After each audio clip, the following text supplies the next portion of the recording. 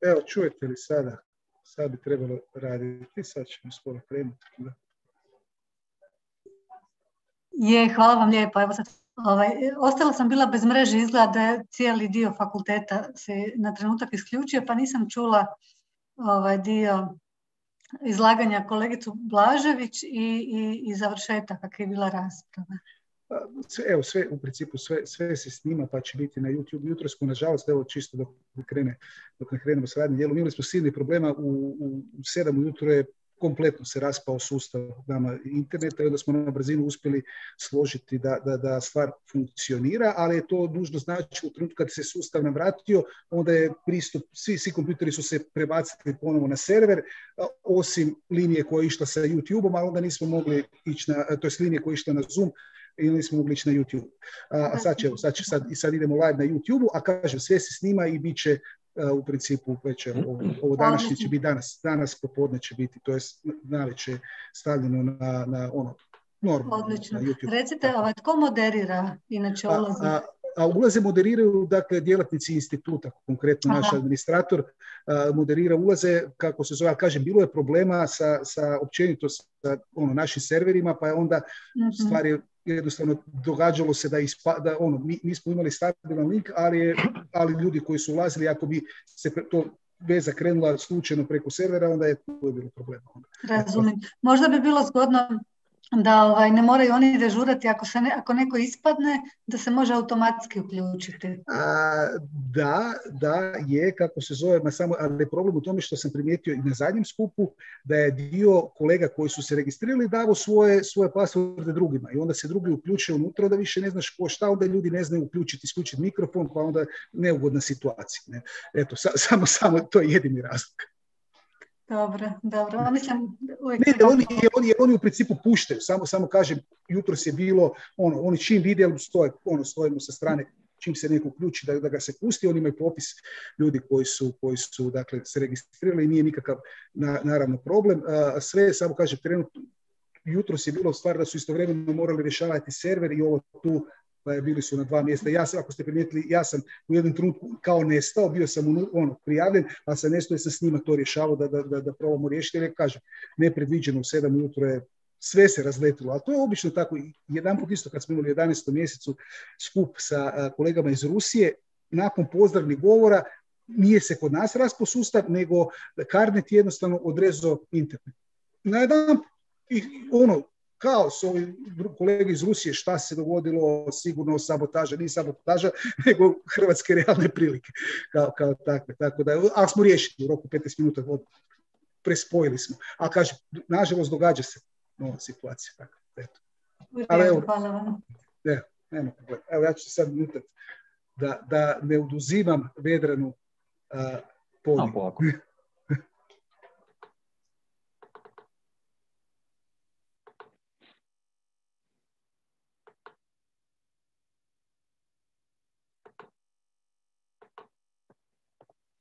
Franz, can you hear me? Hi. Hi. How are you? Thanks. Under the present circumstances, fairly good. Yeah. I would, of course, prefer to be in Zagreb, but regrettably, that's the it major is what it is, unfortunately. Yeah. Mladen, you hear us well now? Is the loop, is the echo better? Yeah, it's fine. It's fine. Okay. It was just in the beginning. Now it's good. Okay. Dan, you hear? Yes, I hear you. Okay. All fine here. Cool, excellent. And Theodora was here a second ago. I presume she is here or will be here in a minute again.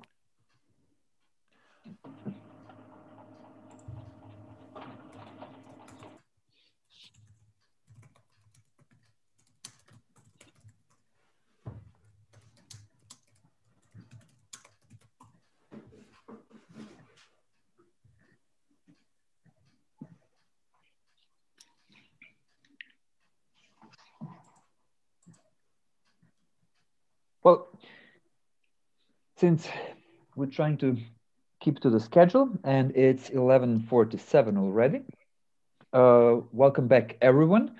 For those who are rejoining us, reconvening, and welcome to the people who have just joined our little conference. Welcome to everyone. Thanks for joining us. We are now proceeding to panel 2. So the first of the series of 5 panels that will be, unlike the first one, in English, dealing with various topical, thematical, and chronological issues. Panel 2 will be composed of 4 papers. Franz Fulafer from Vienna, Mladen Medved from Brussels/Vienna, Teodora Šek-Bernardić from Zagreb, and Dejan Lukic from currently Belgrade. So without much further ado, Franz, the floor is yours. You have your 15 or... Well, thank you. First of all, thank you so much for making this exciting event happen. I'm going to speak about the topic Empire of Circulation, Habsburg knowledge in its global settings, and try to offer some reflections on possible ways of creating bridges between what I take you are trying to pursue in Zagreb and what we are trying to currently pursue in our Viennese project. So I'm very excited to establish a hopefully mutually beneficial dialogue that could be rather rewarding. Now, let me begin by saying something about the general conceptual issues that the talk of circulation and interaction raises. We all know that the historical profession nowadays is quite abuzz with these terms, circulation and interaction, but that the promise and the perils of these rather enticing terms remain ill-explored. Today, I will sound out the potential advantages of this strategy of inquiry for the Habsburg Empire, and I will do so in reliance on a set of research objectives we are currently working on in our Cultures of Knowledge group at the Austrian Academy of Sciences. I'm excited to take part in this panel simply because there are several colleagues whose work I greatly appreciate and have benefited hugely from Theodora's work, obviously starting from her PhD on Kinski, which I devoured with great pleasure and benefit. So what is the key conceptual purchase offered by this perspective? It permits us to situate Habsburg Central Europe afresh in global history. And it does so in mutually beneficial ways because it promotes a better grasp of either of the Habsburg polity and of the history of the world. Circulation, then, of course, is no neutral and self-propelling transport liquid that flows smoothly across obstacles. It's always entangled in structures of power whose gatekeepers can foster and curb, grant and begrudge access. Now, interaction is something that rarely ever occurs between equals. And knowledge is always deracinated and adjusted with its original subtexts being garbled, elided or suppressed. Circulation in itself then is nothing emancipatory. It is not the case that it's a blessing that makes those exposed to it live better lives. Think of the translators in the service of the Imperial Court Library of the 17th century, many of them Ottoman prisoners of war or ransomed Christian slaves from the North African Barbary corsairs who had acquired their skills in the languages of the Levant while being trafficked to the Mediterranean. Circulation also can be used to disenfranchise and subjugate. One prime example would be late Habsburg public law, with the leverage it gave to state-building nations and the deterritorializing of sovereignty, later used by annexationist Nazi jurisprudence in the 1930s and 1940s, would be another case in point. So circulation is no source of sweetness and light, but it can alert us to one important insight. There is no pristine, primeval, and self-contained knowledge that is rooted in one place of origin only. Interaction is, in the words of Kapil Raj, the chief side of knowledge production. So Raj's perspective is important because it effectively challenges the distinction between pure knowledge, which is pure at the source, and somehow impure once being adapted and translated elsewhere. I think the significance of this observation for the study of Central Europe is important, because Central Europeans, as we all know, tend to deplore the kind of cobbled together makeshift nature of their intellectual traditions when compared to the allegedly ready-made, pitch-perfect Western intellectual traditions, which is, of course, a deeply distortive account. Now, what Raj has in mind in his work on circulation is the aspect of synchronicity, so about interactions among contemporaries that form a brokered world. Let us consider also the diachronic dimension of circulation and interaction, which is intimately tied to the construction and localization, so the indigenizing of intellectual traditions.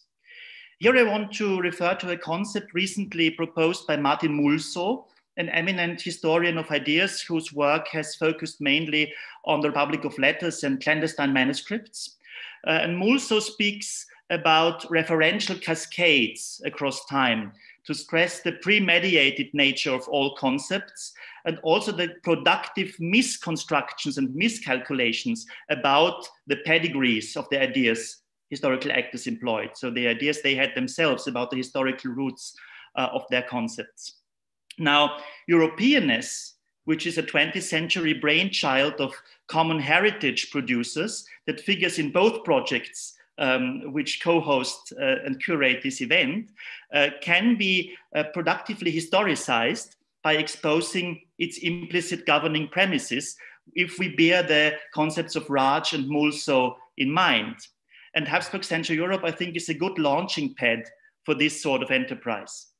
The region in question can only be understood as a receptive and peripheral latecomer, clumsily adopting what it received from a superior trailblazing West, if we rely on a rather impoverished sense of Europe, pivoting around the ostensibly rise of the West, so structured around the Protestant Reformation, as well as the French and Industrial Revolutions, with its accredited thinkers, works of art, modes of social organization, and technologies. By way of surreptitious advertising, I may add that I have myself tried to speak a bit about this geo-identity politics of the progressive West versus the allegedly backward East in my book about the Enlightenment and the Habsburg realms. Europeanness and the lack thereof acts as a chief obstacle to a kind of perspective I find also rewarding.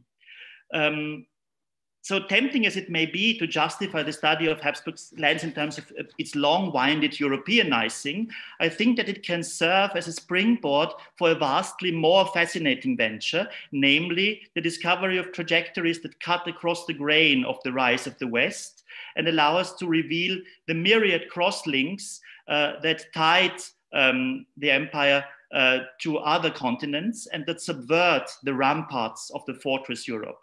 Thereby, our approach can provide a true contribution to unraveling the Habsburg monarchy, Europe, and the world.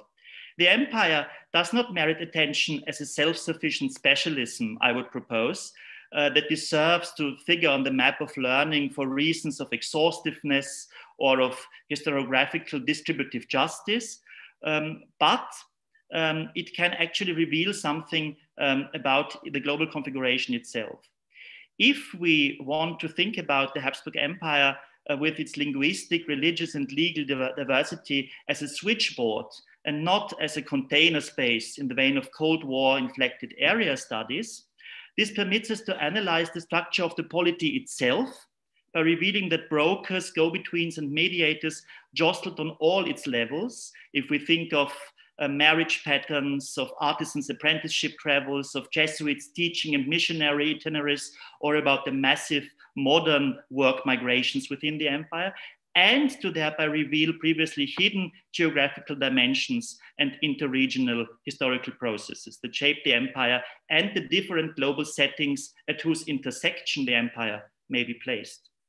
So the first evident asset of the perspective on circulation, and this is an advantage any workable concept that historians of different stripes can use must possess. The first advantage is that our focus on circulation permits us to discover geographical constellations and historical processes we otherwise overlook.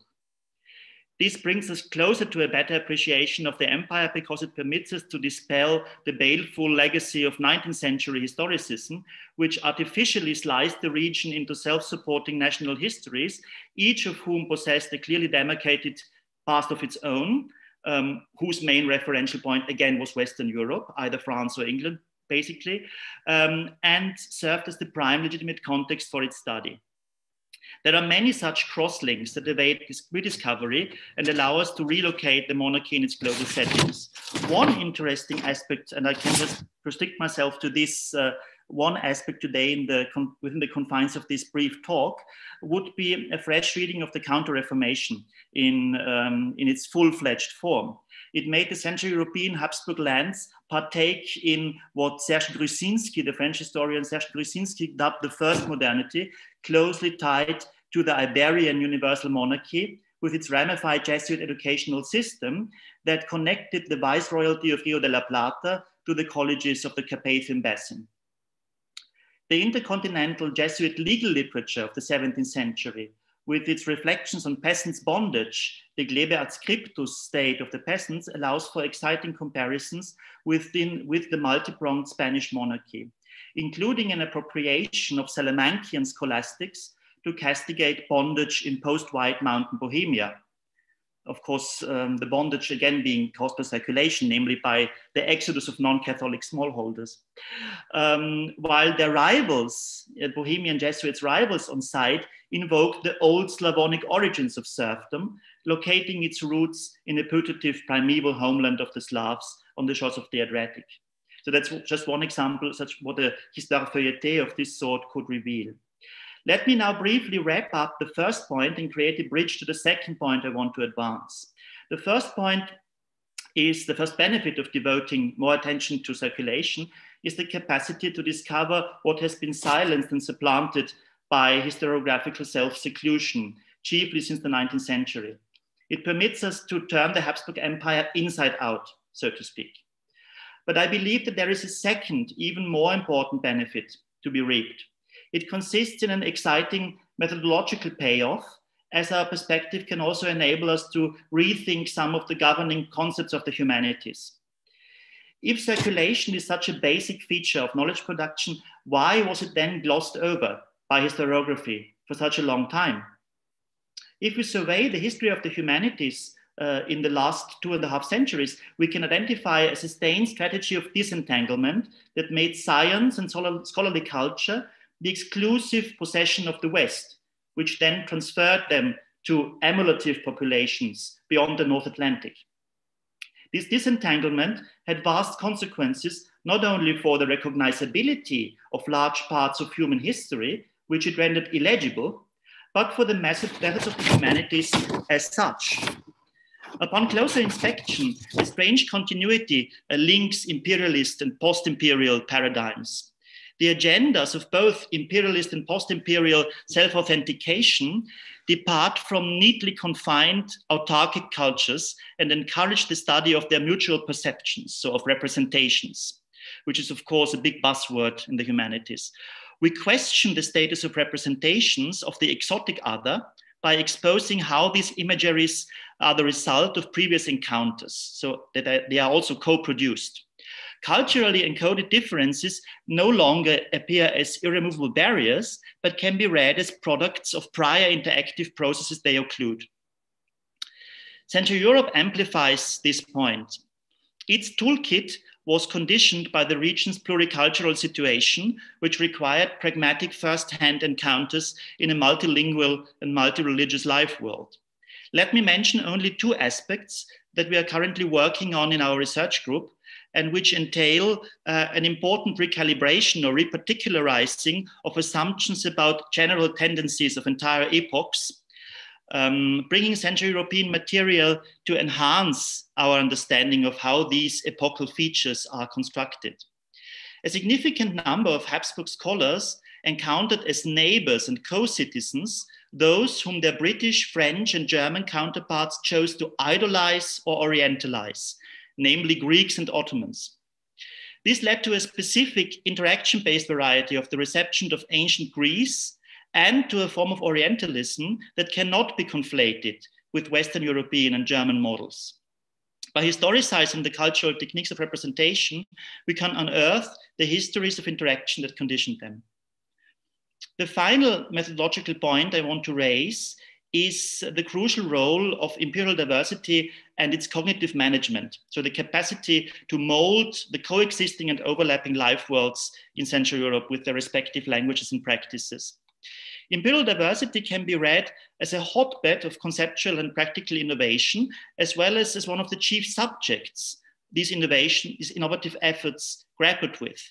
Salient examples for these sorts of cognitive diversity management would include Hans Kelsen's pure theory of law, Freud's psychoanalysis, Julius Hahn's path-breaking world climate research recently studied by Deborah Cohen, Ludwig von Mises and Friedrich von Hayek's concept of a liberal economic world order, and the Vienna Circle's neo-positivist philosophy of science. All of these cases illuminate how the circulation of knowledge and the processing of diversity shaped the Habsburg Empire's knowledge order. We can finally move beyond the obsession with delay and backwardness vis-a-vis a pace-setting West and introduce new, equally important frames of reference to complement what we already know, such as the counter-reformational global South, India, Russia, or the Ottoman Empire. Now, to conclude, I would say it was the capacity of the Central European epistemic portfolio to cope with imperial diversity that also made it susceptible to globalization itself.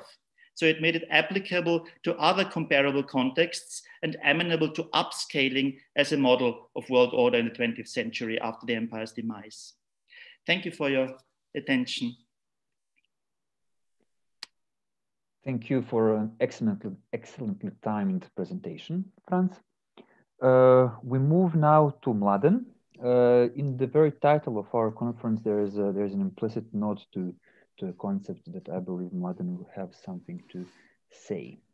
Mladen, you here? Yeah. Can you hear me all right? Yep. The floor is yours. Great.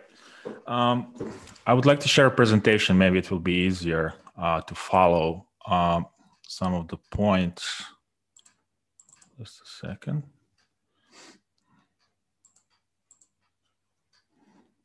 Can you see the presentation? Yeah. Okay. So I think this ties in well with this first talk. So as I put jottings, I also have only 15 minutes. So there's going to be jottings on this transition to capitalism in Hungary and Croatia, Slavonia. So I would like to begin by laying out the framework of uneven and combined development, briefly, and then discuss the differences between Hungary and Croatia in the transition to capitalism, and more broadly, how we can reimagine, rethink, and maybe better explain this tectonic socioeconomic and political shifts in mid-19th century by applying this framework. So this is a revival, obviously, of an old politically strategic term from the early 20th century in international relations. And its main promise is that it overcomes social and geopolitical modes of explanation, meaning that within international relations, the units of the international systems simply follow the behavioral patterns imposed on them by that system.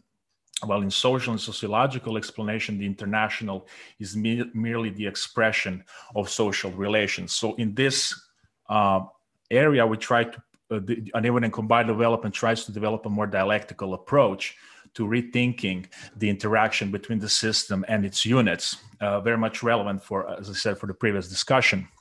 So in this perspective, the international becomes an interactive space of developmentally differentiated societies, and the concept of unevenness, the first concept in the triplet of uneven and combined development, is posited for societies throughout history. Of course, the mechanisms that generate unevenness differ from one mode of production, one historical system to another. And therefore, if this is so, societies are always already internationally conditioned. There are sometimes temporary, sometimes more stable crystallizations within this interactive space of developmentally differentiated societies. So if we have this unevenness on development transhistorically, we of course have it in the period of the transition from feudalism to capitalism. And there are a few basic mechanisms that the theory identify which we can employ when analyzing concrete cases. Just a few mechanisms.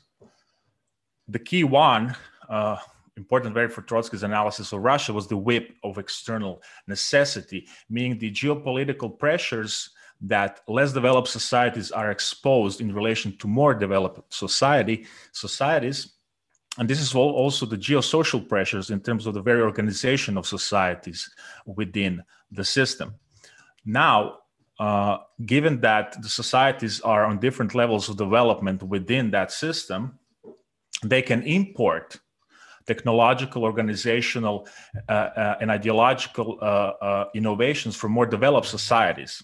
But given that they are at a different stage of development, a different agency will probably introduce a certain innovation into a different social environment.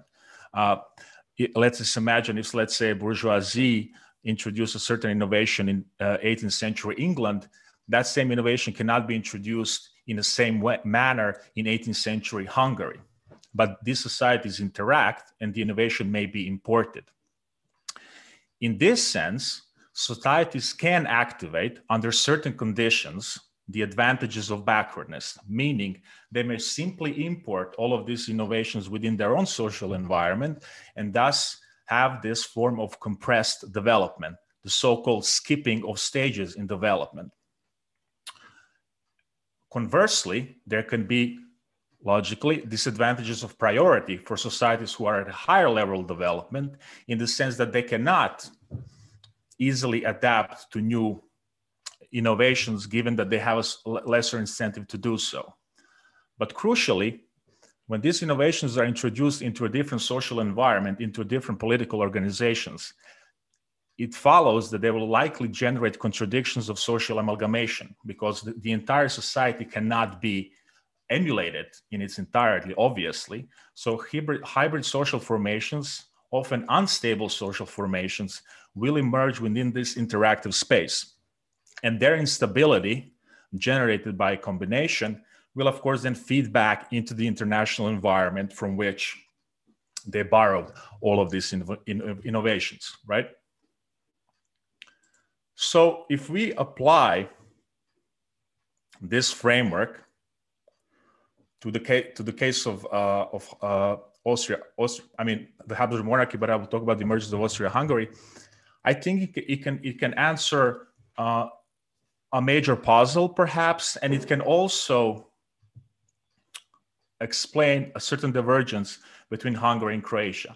The puzzle from the perspective of political economy in the Habsburg monarchy is why in the first place there is an Austria-Hungary, why a relatively less developed society as a Hungary, when compared to Austria and Bohemia, was in the forefront of the transition to capitalism and the political reorganization of the monarchy in 1867.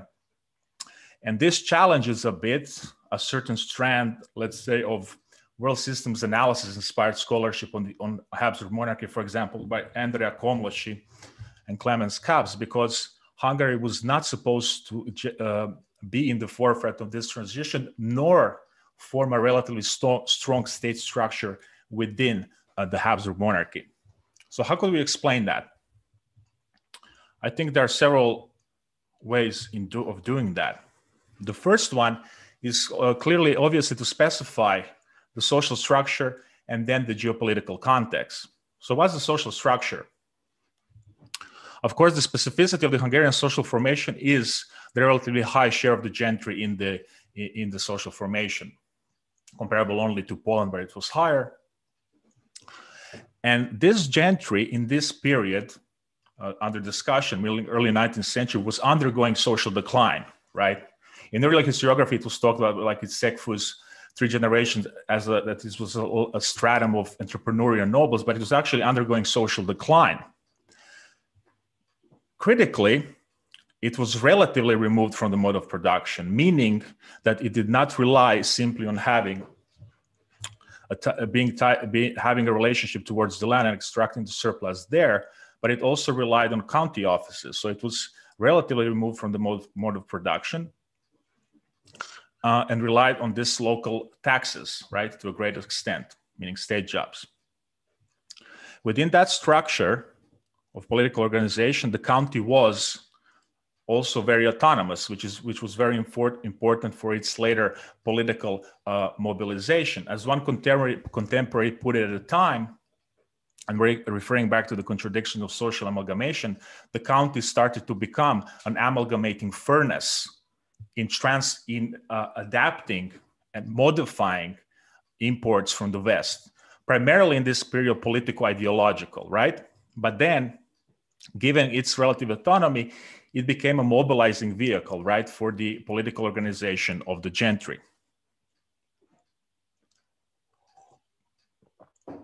Now, this social decline, this political mobilization was motivated by also a geopolitical context whereby the whip of external necessity was growing ever stronger.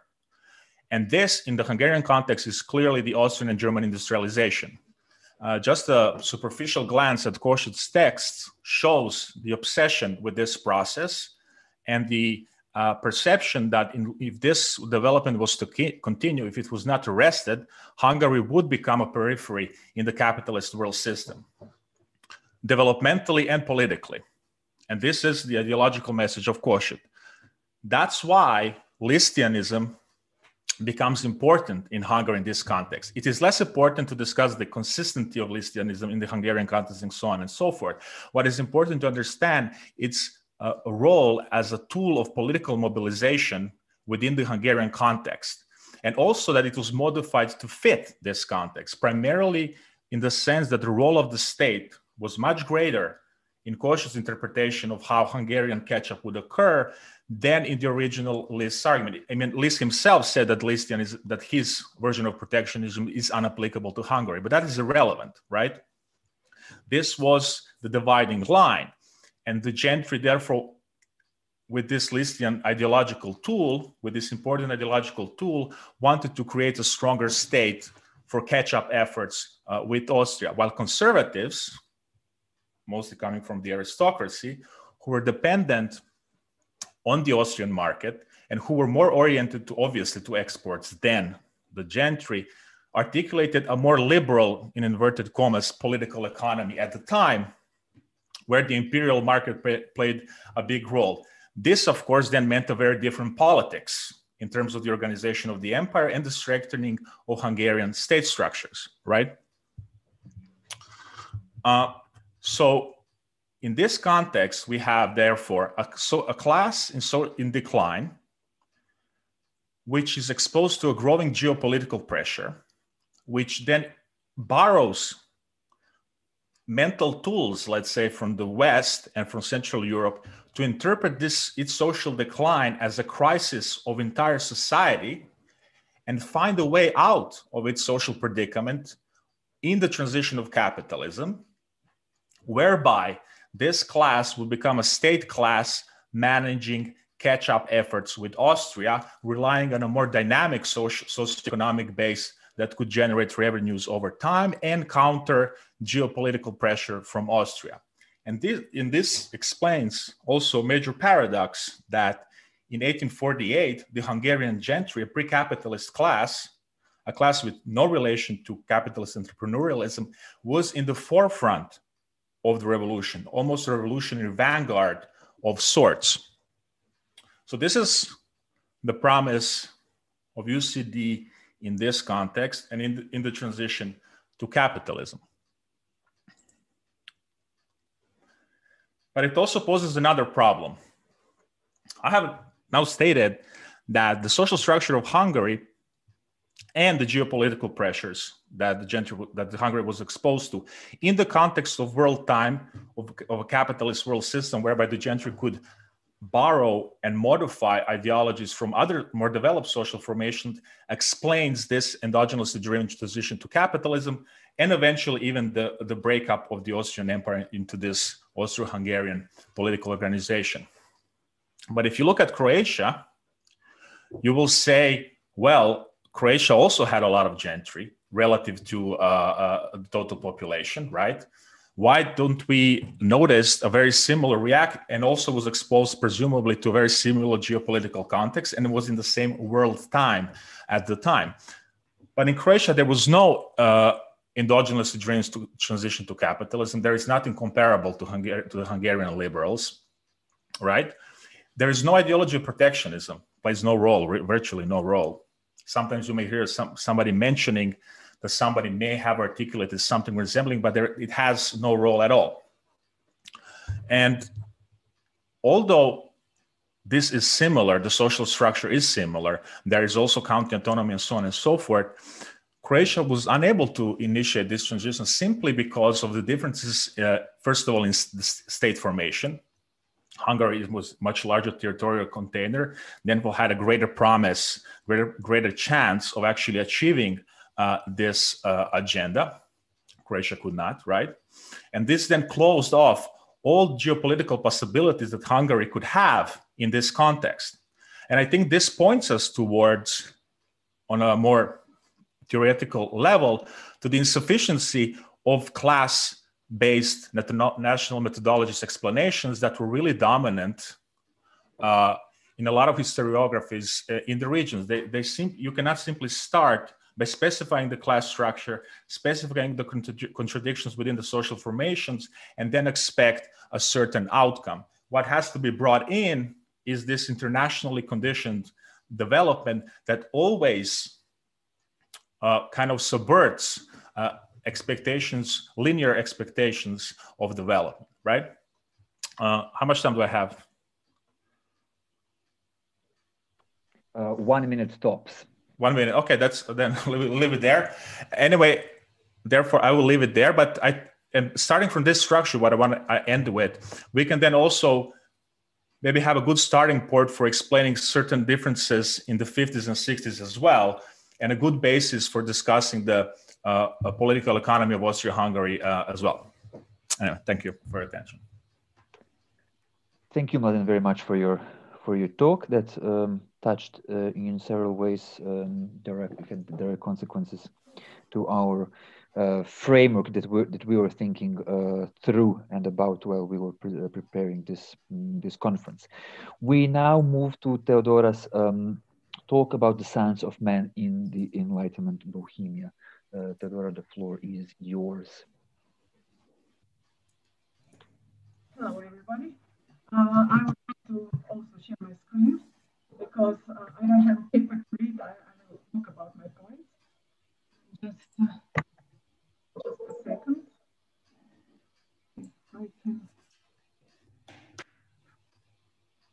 Is this now?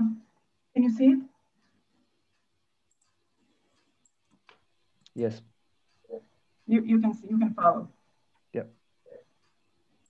Okay. So I have my 15 minutes. Actually, I must say that I'm very happy to be here today.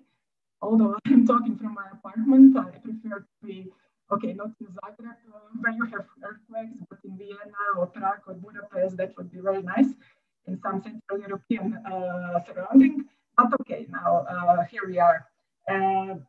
I was really inspired by previous talks, and especially with France's talk.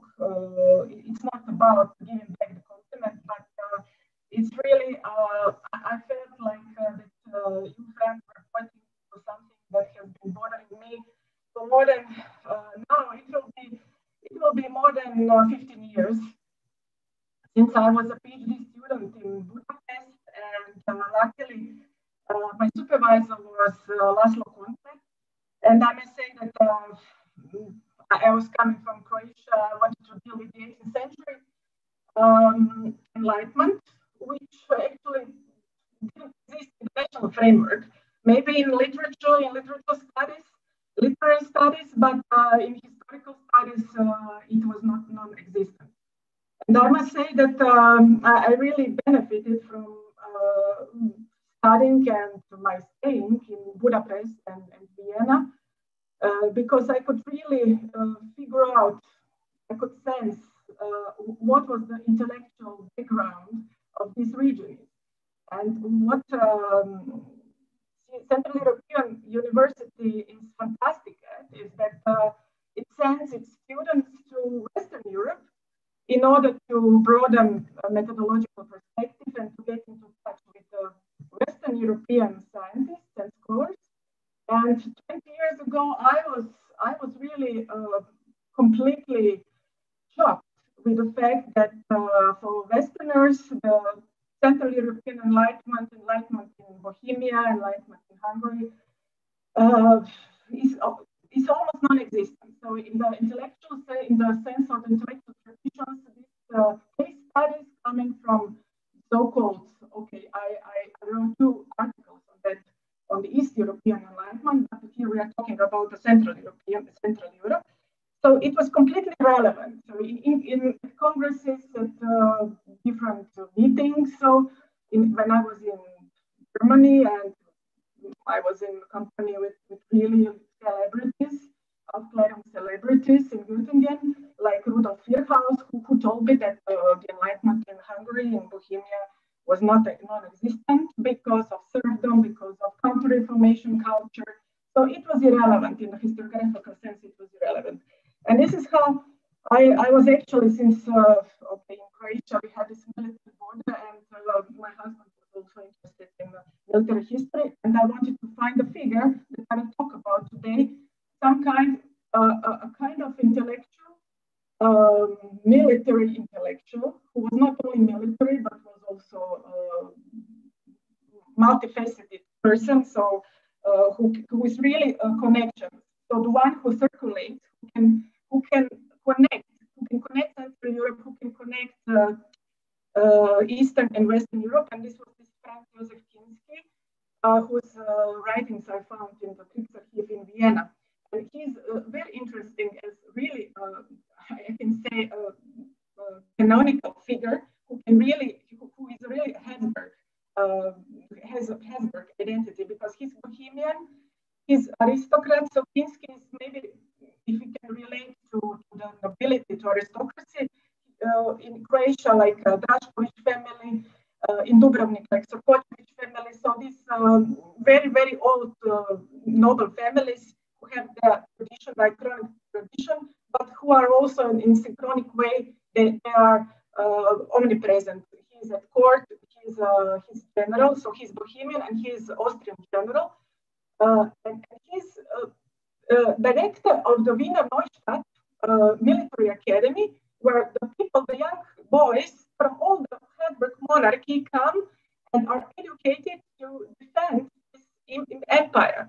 So it was a really special task for a person to develop supranational identity in boys who were coming from whole regions of Habsburg monarchy.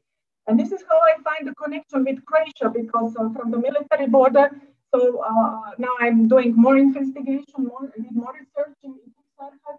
So they were really, in the military border, boys were really privileged to be a priority. So because they were poor, they were coming from the poor families, they were on priority, they were on the list for acceptance. So they were accepted among the first. And this is really very, very wonderful feeling when you have such connecting persons. And this is why I wanted to, I have never spoken before the Croatian public about Kinsky, and now I have only 5 minutes. But I wanted to really, Franz, you gave me some inspiration to explain this to my colleagues. So what is my methodology concern? So enlightenment usually, and I think that scientists of historians of science, they usually connect enlightenment with Kant and Sanitary, and we have this knowledge and there's to know. And okay, if we deal with perception, then it's very difficult to find somebody like Kant in Croatian or in Habsburg context. But if we take enlightenment as a communication process, and here we come to circulation, then we don't have the enlightenment as a set of ideas, but we have discourses, practices, languages, and values, which all interact and influence one another. And I wanted to point for younger colleagues to the book, Negotiating Knowledge in Early Modern Empires. And this centers you. It was published 5 years ago, and I was at the beginning. I was a part of this, a member in this group, but because of family problems, and I had to give up. But it's really great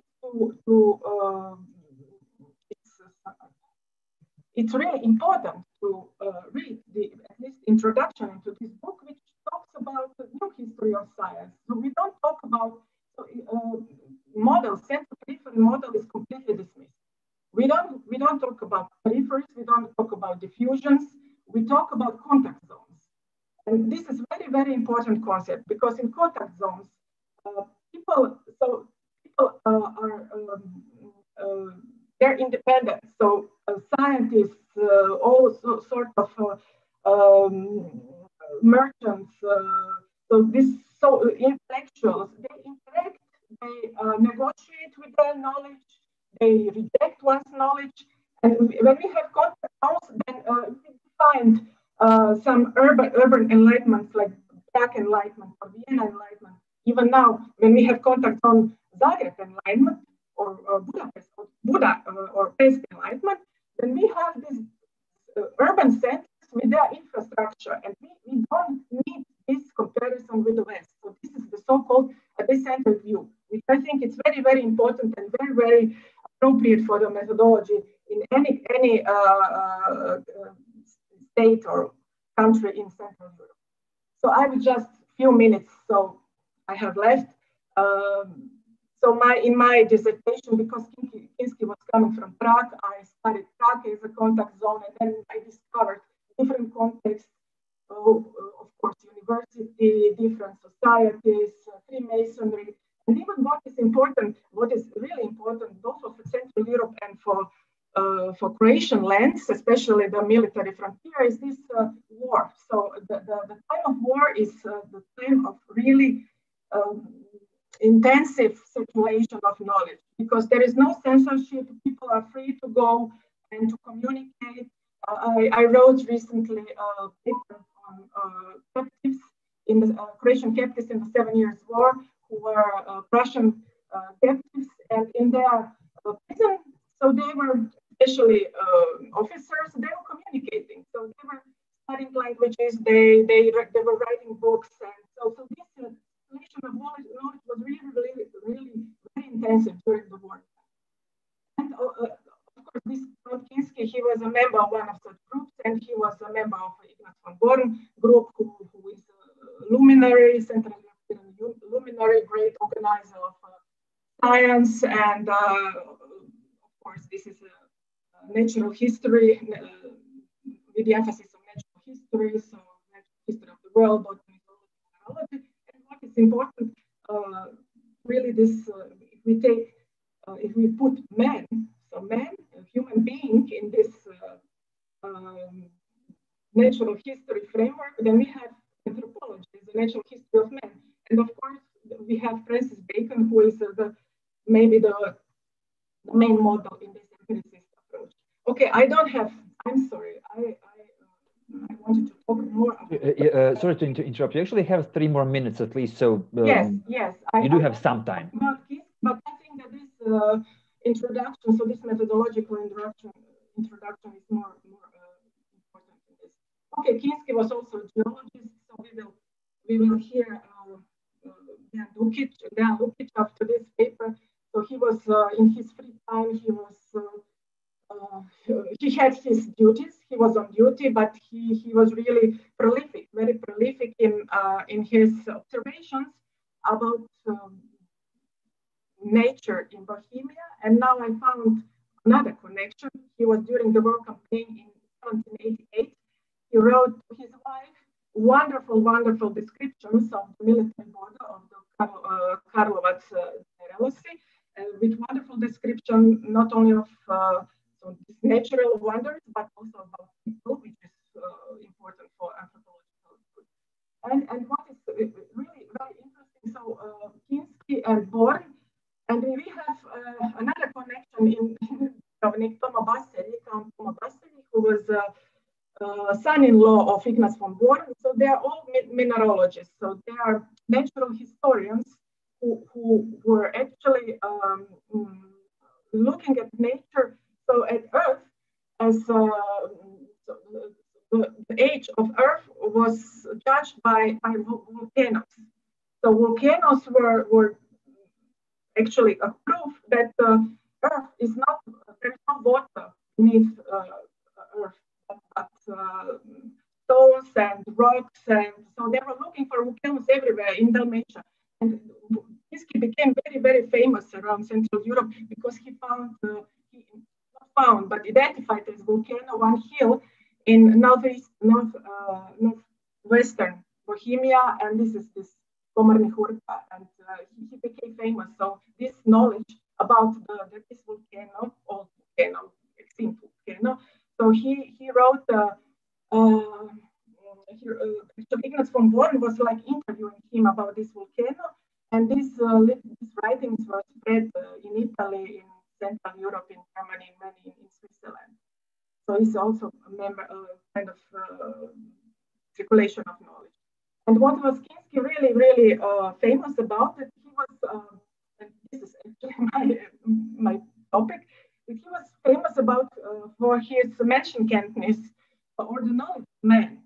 And what I really find very exciting is that he wrote several treatises on the education of young noblemen and on the education of future military officers.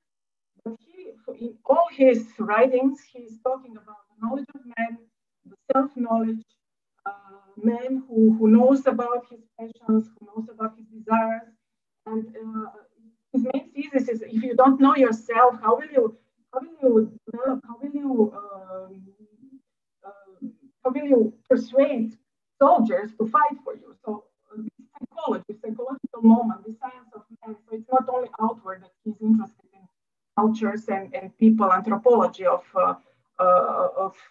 nations in the Hebraic army, but he's also interested in this psychology. So the science of man, the science of the human heart, and human nature, which was actually something that I must say when I was in Scotland. So in Scotland, so this is one of, let's say, Scottish Enlightenment is you recognize it because everything is about the science of man. Science of man is like the invention of the Scottish Enlightenment. But when I was reading Kinsky, so I could also see that really it's this center-periphery distinction. So it's pointless because we have a person who has his library, who has his intellectual groups, intellectual interests, who has his duties, his state figure. So he's in the narrow circle of Joseph II. He travels with Joseph II. His book was actually rewritten for the education of young Francis II. And in all this, he stayed very, very modest. So at the end, after he died in 1805, he actually the only wish was to be buried among his cadets at the academy. So I was really, and I'm now preparing the next year. I'm rewriting my PhD thesis now. After 15 years, I think it's time to rewrite it, and I am going to publish it. I really think, and I'm so glad that for this project in Vienna and for Laszlo Pontler's endeavors, and really that this Central European framework, so it became important, and I think it's very, very appropriate to stick with this methodology that Franz was talking about. Okay, so I'm sorry. I was talking too much. And no, thank you very much, Teodora. This was very interesting, and we're not very late behind our schedule. So thanks, Teodora, once again, and we move to the final presentation of our second panel. We move to Dejan Lukic, who is going to talk about the geological collections in the late 19th century Serbia. Dan, the floor is yours. Do you have a PowerPoint presentation? Yeah, I have. Okay, then someone, whoever is in charge technologically over this, will let you share your screen in a minute.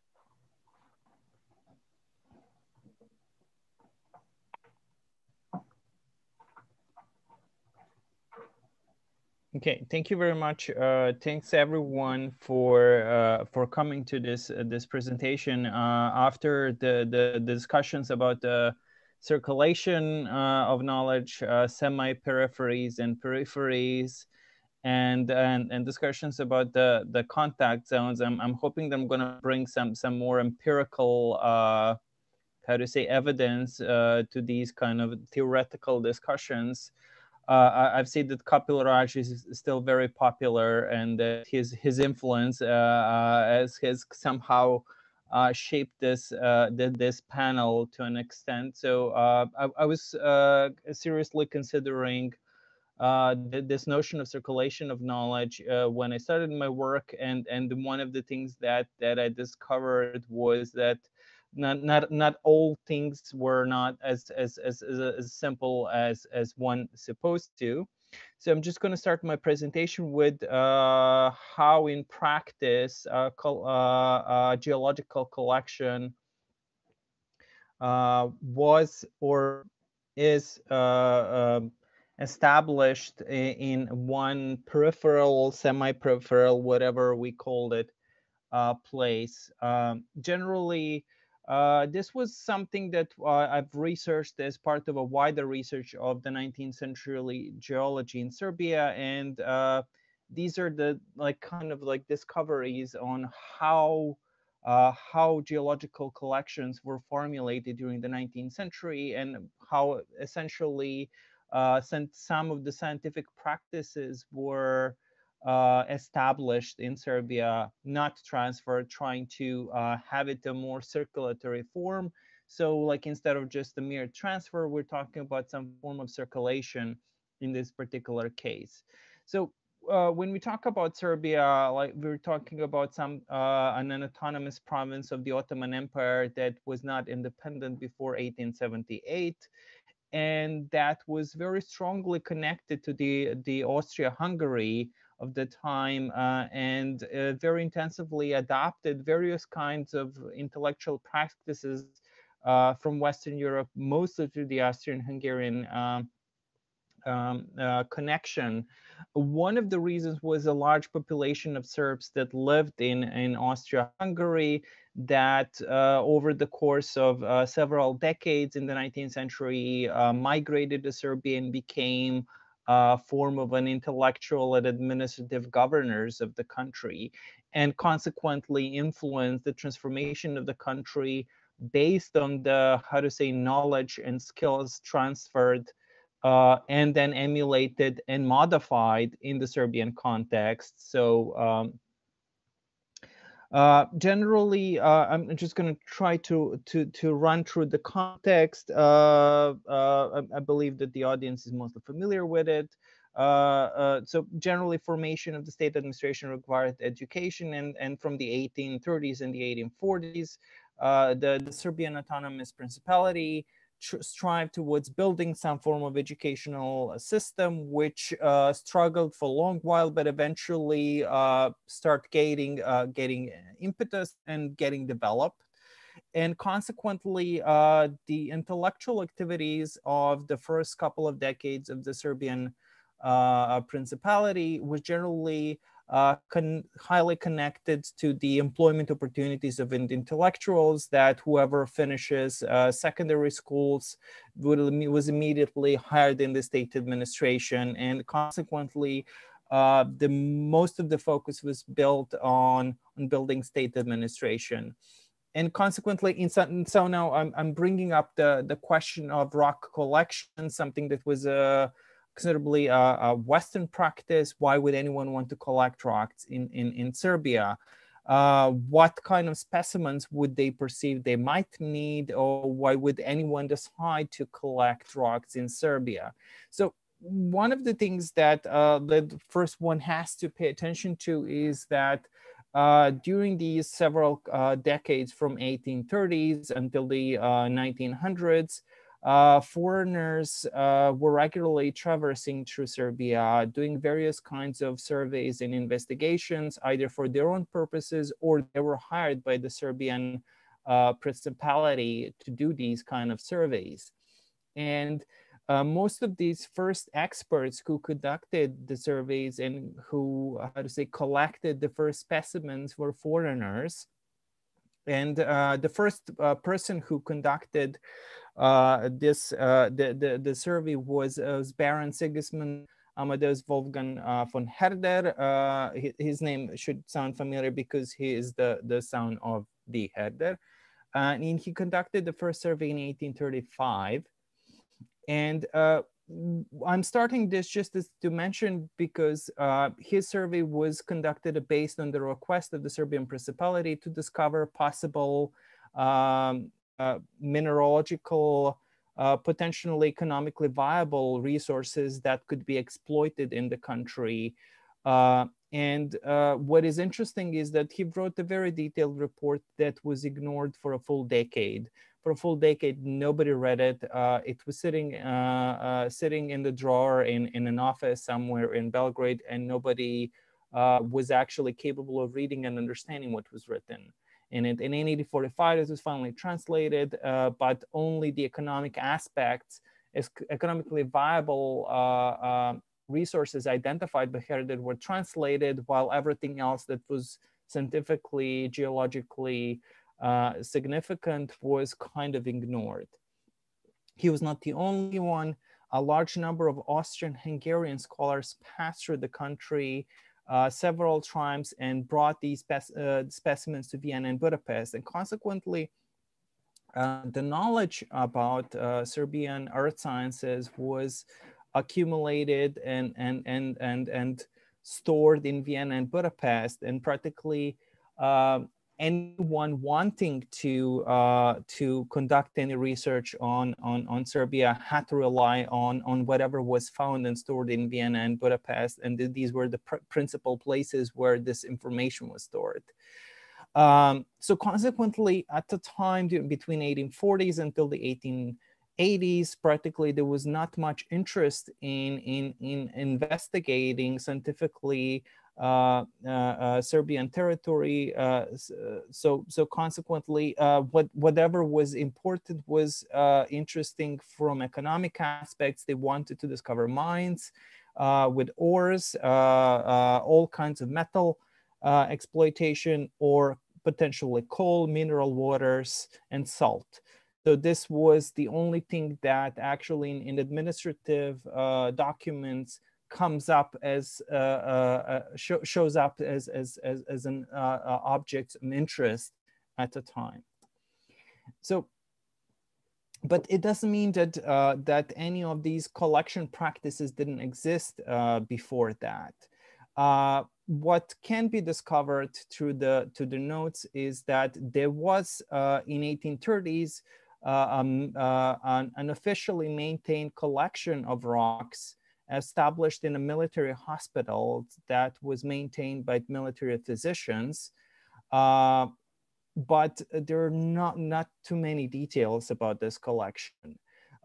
What is known about this collection is that at the moment when it was actually transferred to the Lyceum was at the time the highest educational institution that tried to emulate some of the Hungarian educational institutions of that area. That in 1854, after Josip Pančić, a Croatian physician, became the professor at the Lyceum, he was supposed to teach natural history.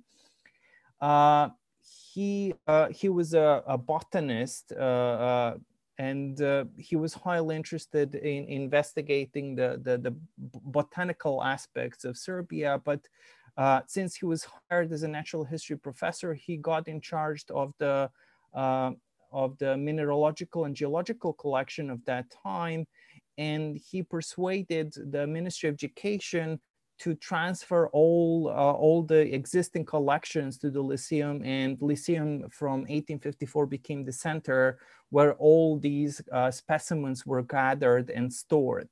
So consequently, in 1854, Josip Pančić persuades the Ministry of Education to transfer all the existing collections. And in the notes that remain about these collections, we know that whatever was in the military hospital was a considerable collection, was transferred to the Lyceum. And at the same time, there is a note that there was a collection organized by the Ministry of Education themselves, which was of the unknown origin. There's not practically no details about it, but something was stored at the Ministry of Education that was transferred to the Lyceum at the same time. So what we know from the remaining notes is that Josip Pančić tried to reorganize this collection.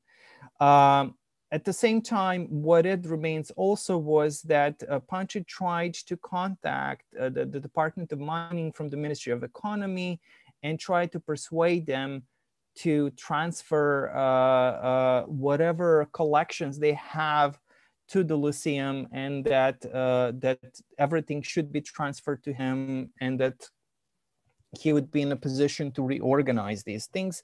However, what is noticeable was that he did encounter a lot of difficulties because Department of Mining was not that interested in collaborating in the process. Finally, situation radically changes in 1880 with Jovan Đurović, who practically was the first trained geologist in Serbia, and he takes over this collection in 1880.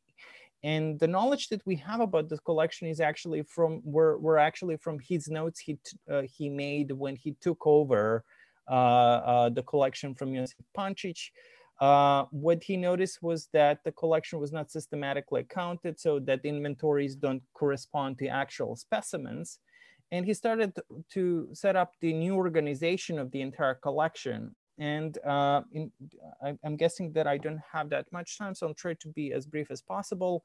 What was noticeable in this collection was that the Serbian collection that he noticed, so items that were actually collected from Serbia were the least numerous. The entire collection had around 4,000 items, and the Serbian collection had around 600. So consequently, it was considerably less in numbers, and that the foreign collection was much more developed and much richer, because the foreign collection depended on whatever was brought from abroad by passing travelers or Serbian students who studied abroad. And one thing that I would like to point out as a case study was that in the early 1880s, there was a case when the Ministry of Education started an initiative to establish a rock collection for teaching in the high schools.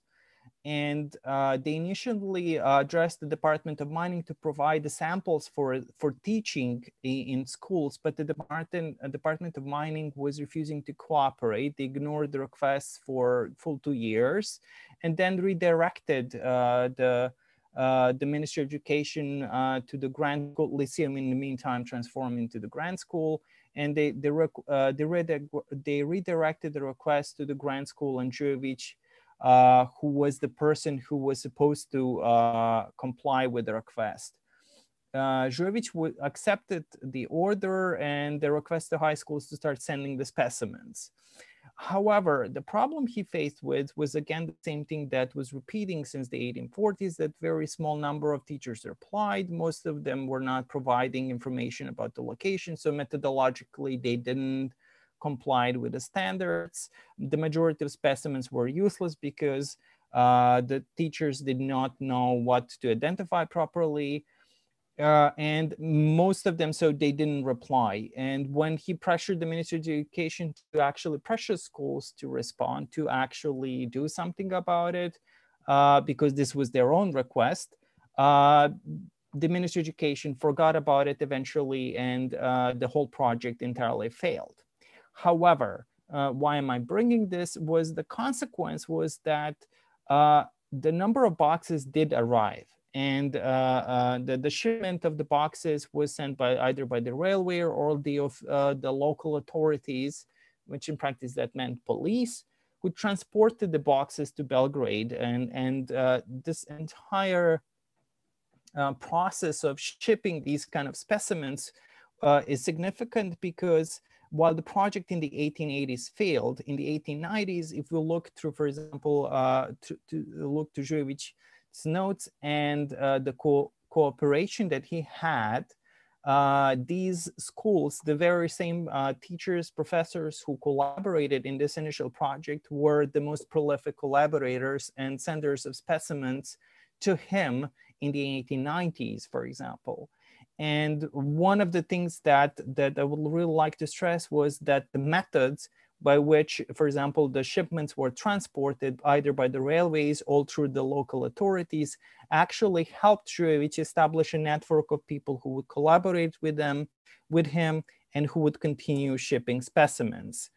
And consequently, through these kind of already existing networks, he managed to mobilize a group of people who were willing to send specimens, and they all practically functioned within the state networks, either professors at the schools, various teachers distributed across the country, various local state clerks who can be, for example, identified as people who shipped the specimens from various localities, his own students, and one of the, just to point out one very peculiar category, railway station managers who somehow collected their own specimens and started shipping them to Belgrade for Žujević's collection.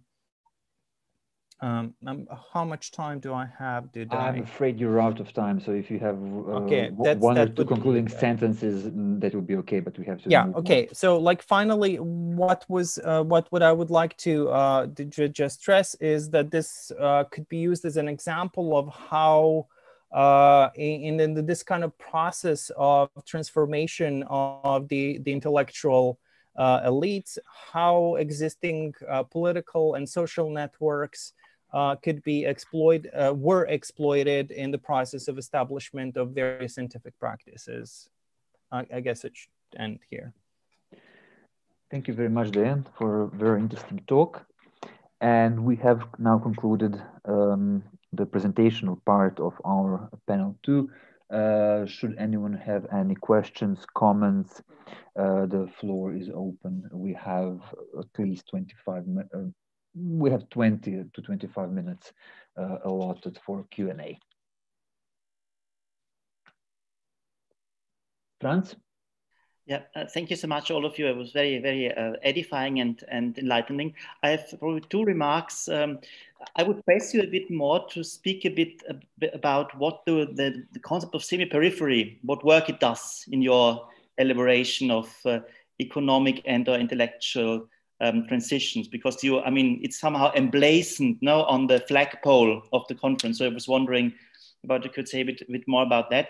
And the second thing I would say is I did not quite grasp in what sense the work of Dejan is a challenge to Kapil-Raj's conceptualization of circulation. So I would be curious to learn more about that. If you could probably elaborate a bit more about the corollaries regarding methods.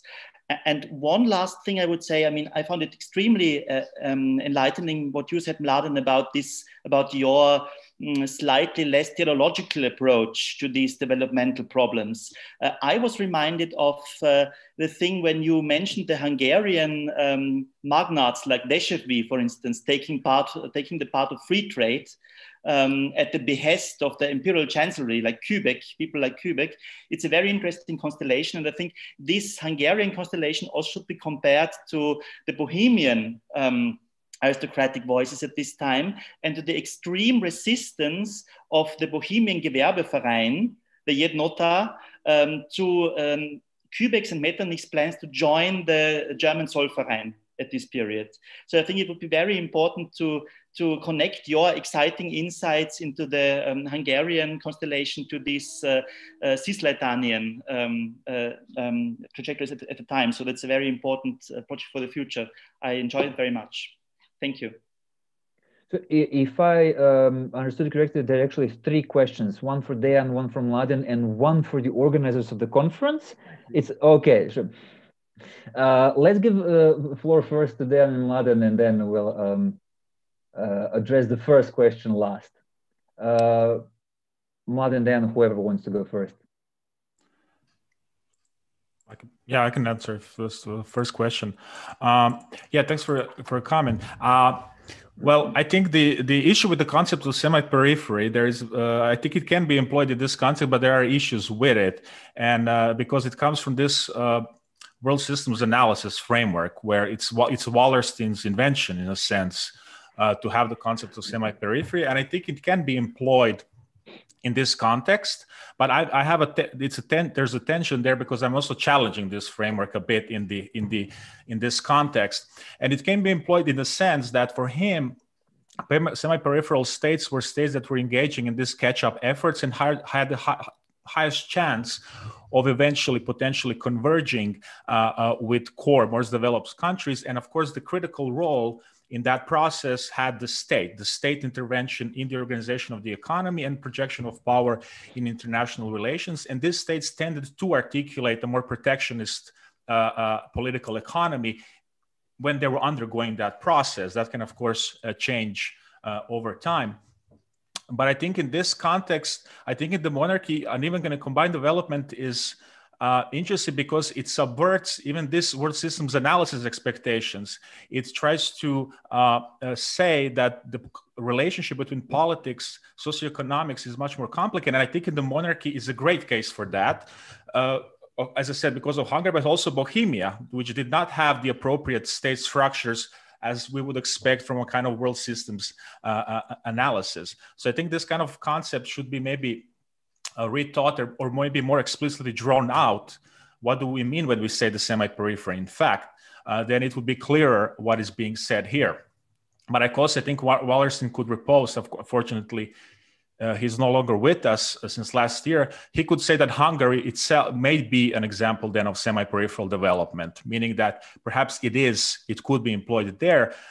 But then he would have to show that Hungary had some complex economic activities going on, because semi-periphery should be a combination of core and peripheral activities. And Hungary does not really fit that well, I think.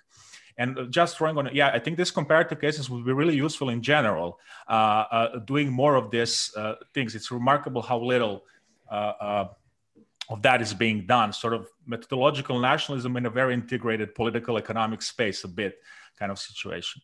Anyway, thanks a lot. Dan, your answer to Fran's comment?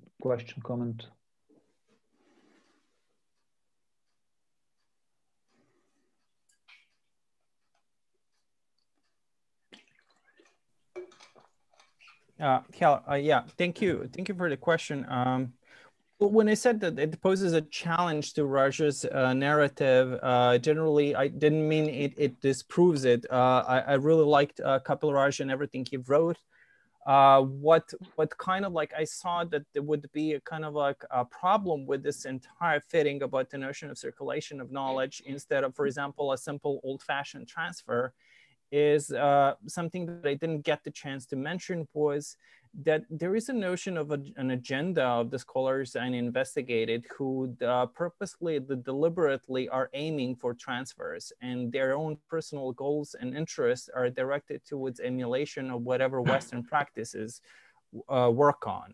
Now, like not taking this for granted as their own will is actually producing a transfer, but actually I do believe that this can belong to the notion of circulation of knowledge, and that definitely this can fit into this entire framework. But what I see as a challenge is that like in my investigation, I dealt with a number of scientists who purposely, fully, and deliberately strive towards emulation and strive to, deliberately obliterate any notion of local knowledge, and who treated local knowledge with condescension.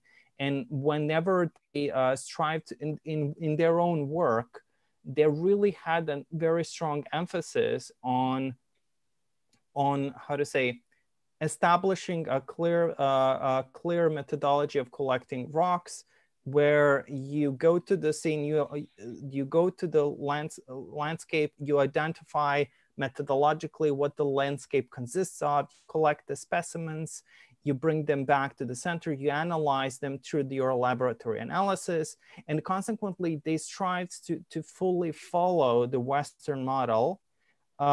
Like I'm fully aware in this process, like there's always some kind of process of adaptation, and like once the specimens are sent, whatever through exchange, whether they're sent to Philadelphia, Vienna, Berlin, or whatever, that this kind of like resonates in this process of circulation. However, what I was constantly facing with is what was really not fitting was this kind of like intentional desire to transfer the methodologies and to be on equal par and to be equal, for example, with scholars in Vienna. So like one thing is that like this kind of like for the Serbian scholars, what I identified, one of the primary goals is to be part of the Western Europe, to be European, like which something I'm guessing that in Raj's models do not emerge that quite the same, because he's dealing with a different different culture, different background that doesn't have these kind of like pro-European ambitions, I'm guessing. So like in essence, I would say that it maybe poses a challenge, but I wouldn't say that it disproves, because I still believe that his framework is very valid and that it can be applied in the Serbian context. Just like empirically, I have I found a lot of challenges for that framework on how to fit it in. Just one, I mean, I think it's interesting connection between Mladen's talk and your talk, that this catch-up modernizing imperative becomes an actors category, right?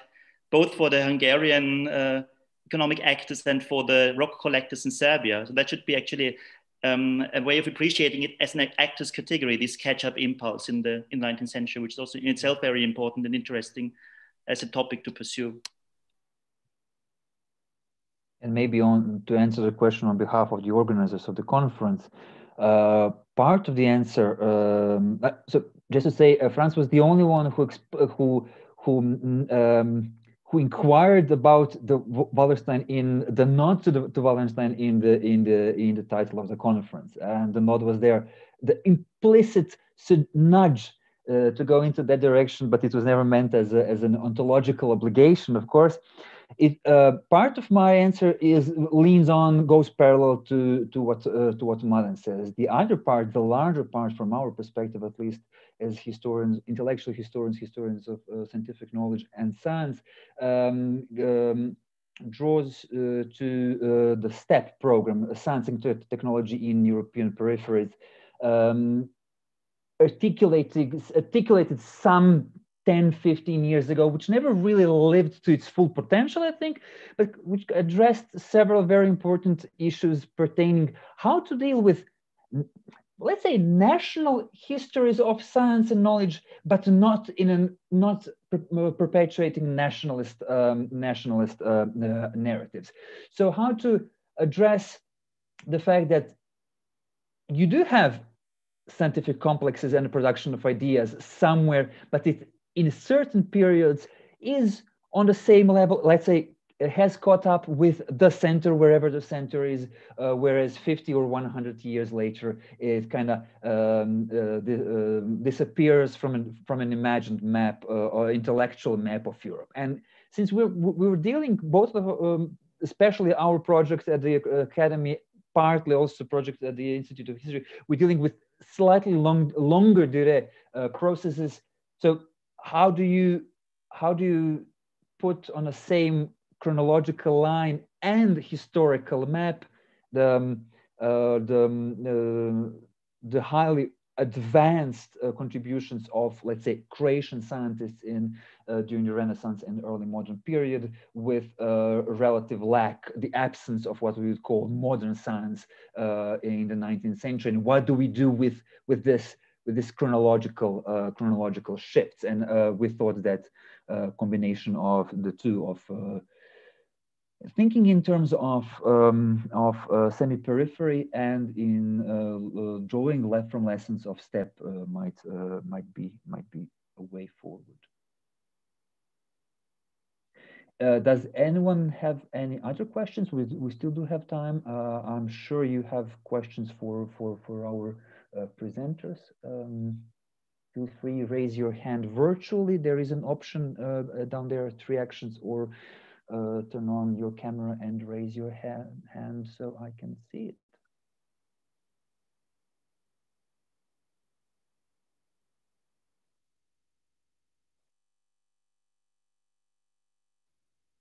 No one?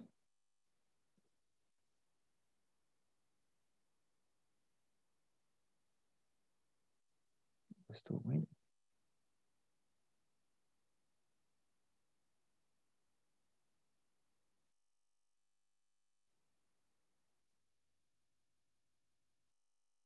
Oh, I've seen one and then it disappeared. Jan, hi Jan. Hi. Go ahead, Jan. Do you hear me? Yeah. Yeah, perfect.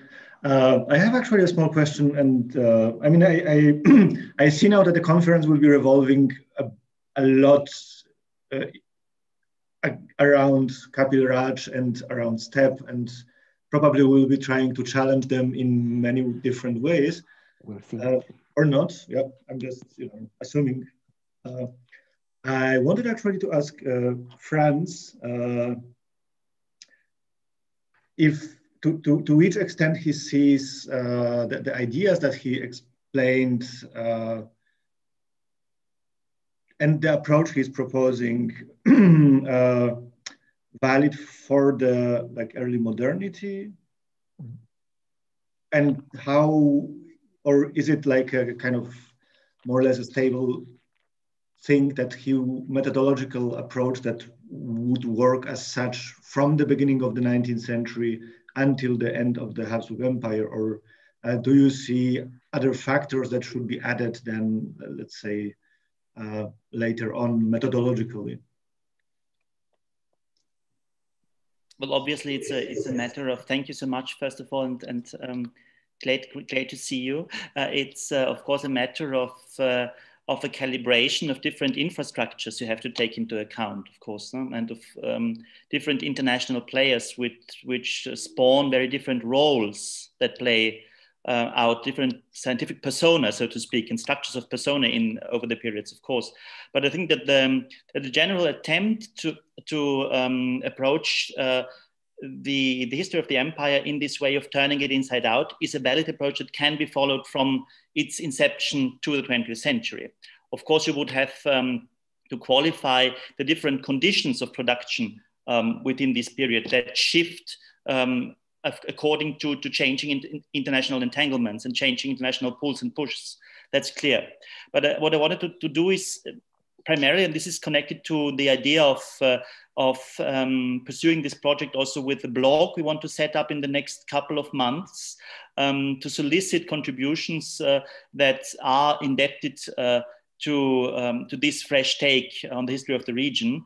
So it's no Procrustean grid which tries to squeeze people into these methodological guidelines, but it's more of an invitation for people to think with these concepts, and to it should be. I think it's also the difficulty with circulation. It can very easily become what this American historian Anderson called a move from optic to topic.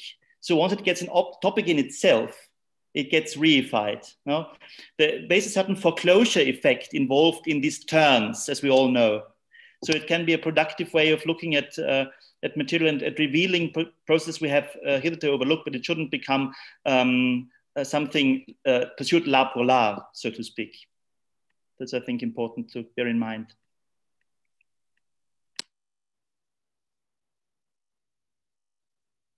Thank you. Anyone got any other questions?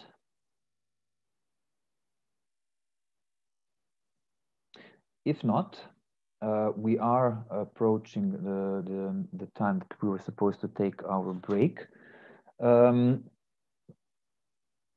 Just a second. I think I got frozen. Oh, here I am. If there are no more questions, comments for our presenters, I would like to thank them once again. And we should be reconvening at 2 So in some 45, 50 minutes. Again, please try to be a couple of minutes early so that we could start in time. Enjoy your break, your lunch, and see you at 2 p.m. for panel 3, in which we go slightly back chronologically into a slightly further history. Okay, thank you. Oh, a technical question for whoever is in charge. Should we leave the meeting and then all rejoin, or do we stay in simply turning off cameras and mics? We can all leave and rejoin. Then it's not necessary that that computer Okay, and the great. Zoom is running all the time. Okay, thanks. See you soon. See you in 45. Yeah. Bye.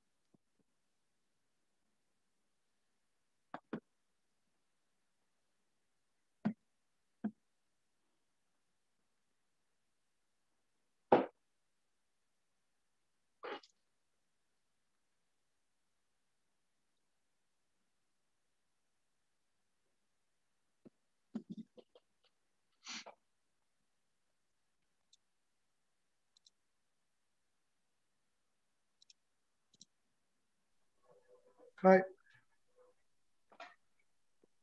Hello.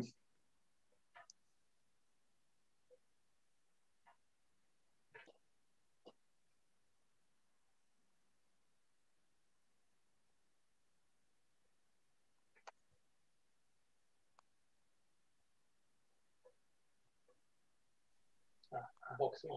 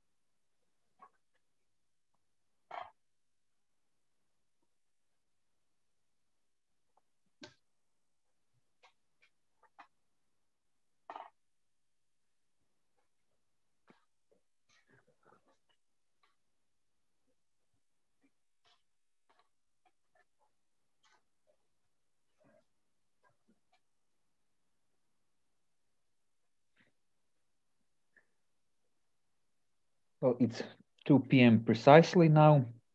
I think we can slowly start as people will be joining us. They will be let into our meeting. We proceed with panel 3. We begin with Gordon Ravenchich, the director of the Croatian Institute of History, who has been kindly providing us with the technological support necessary for such an enterprise as ours today. He will be talking about a relatively famous case of Dubrovnik's invention of quarantine.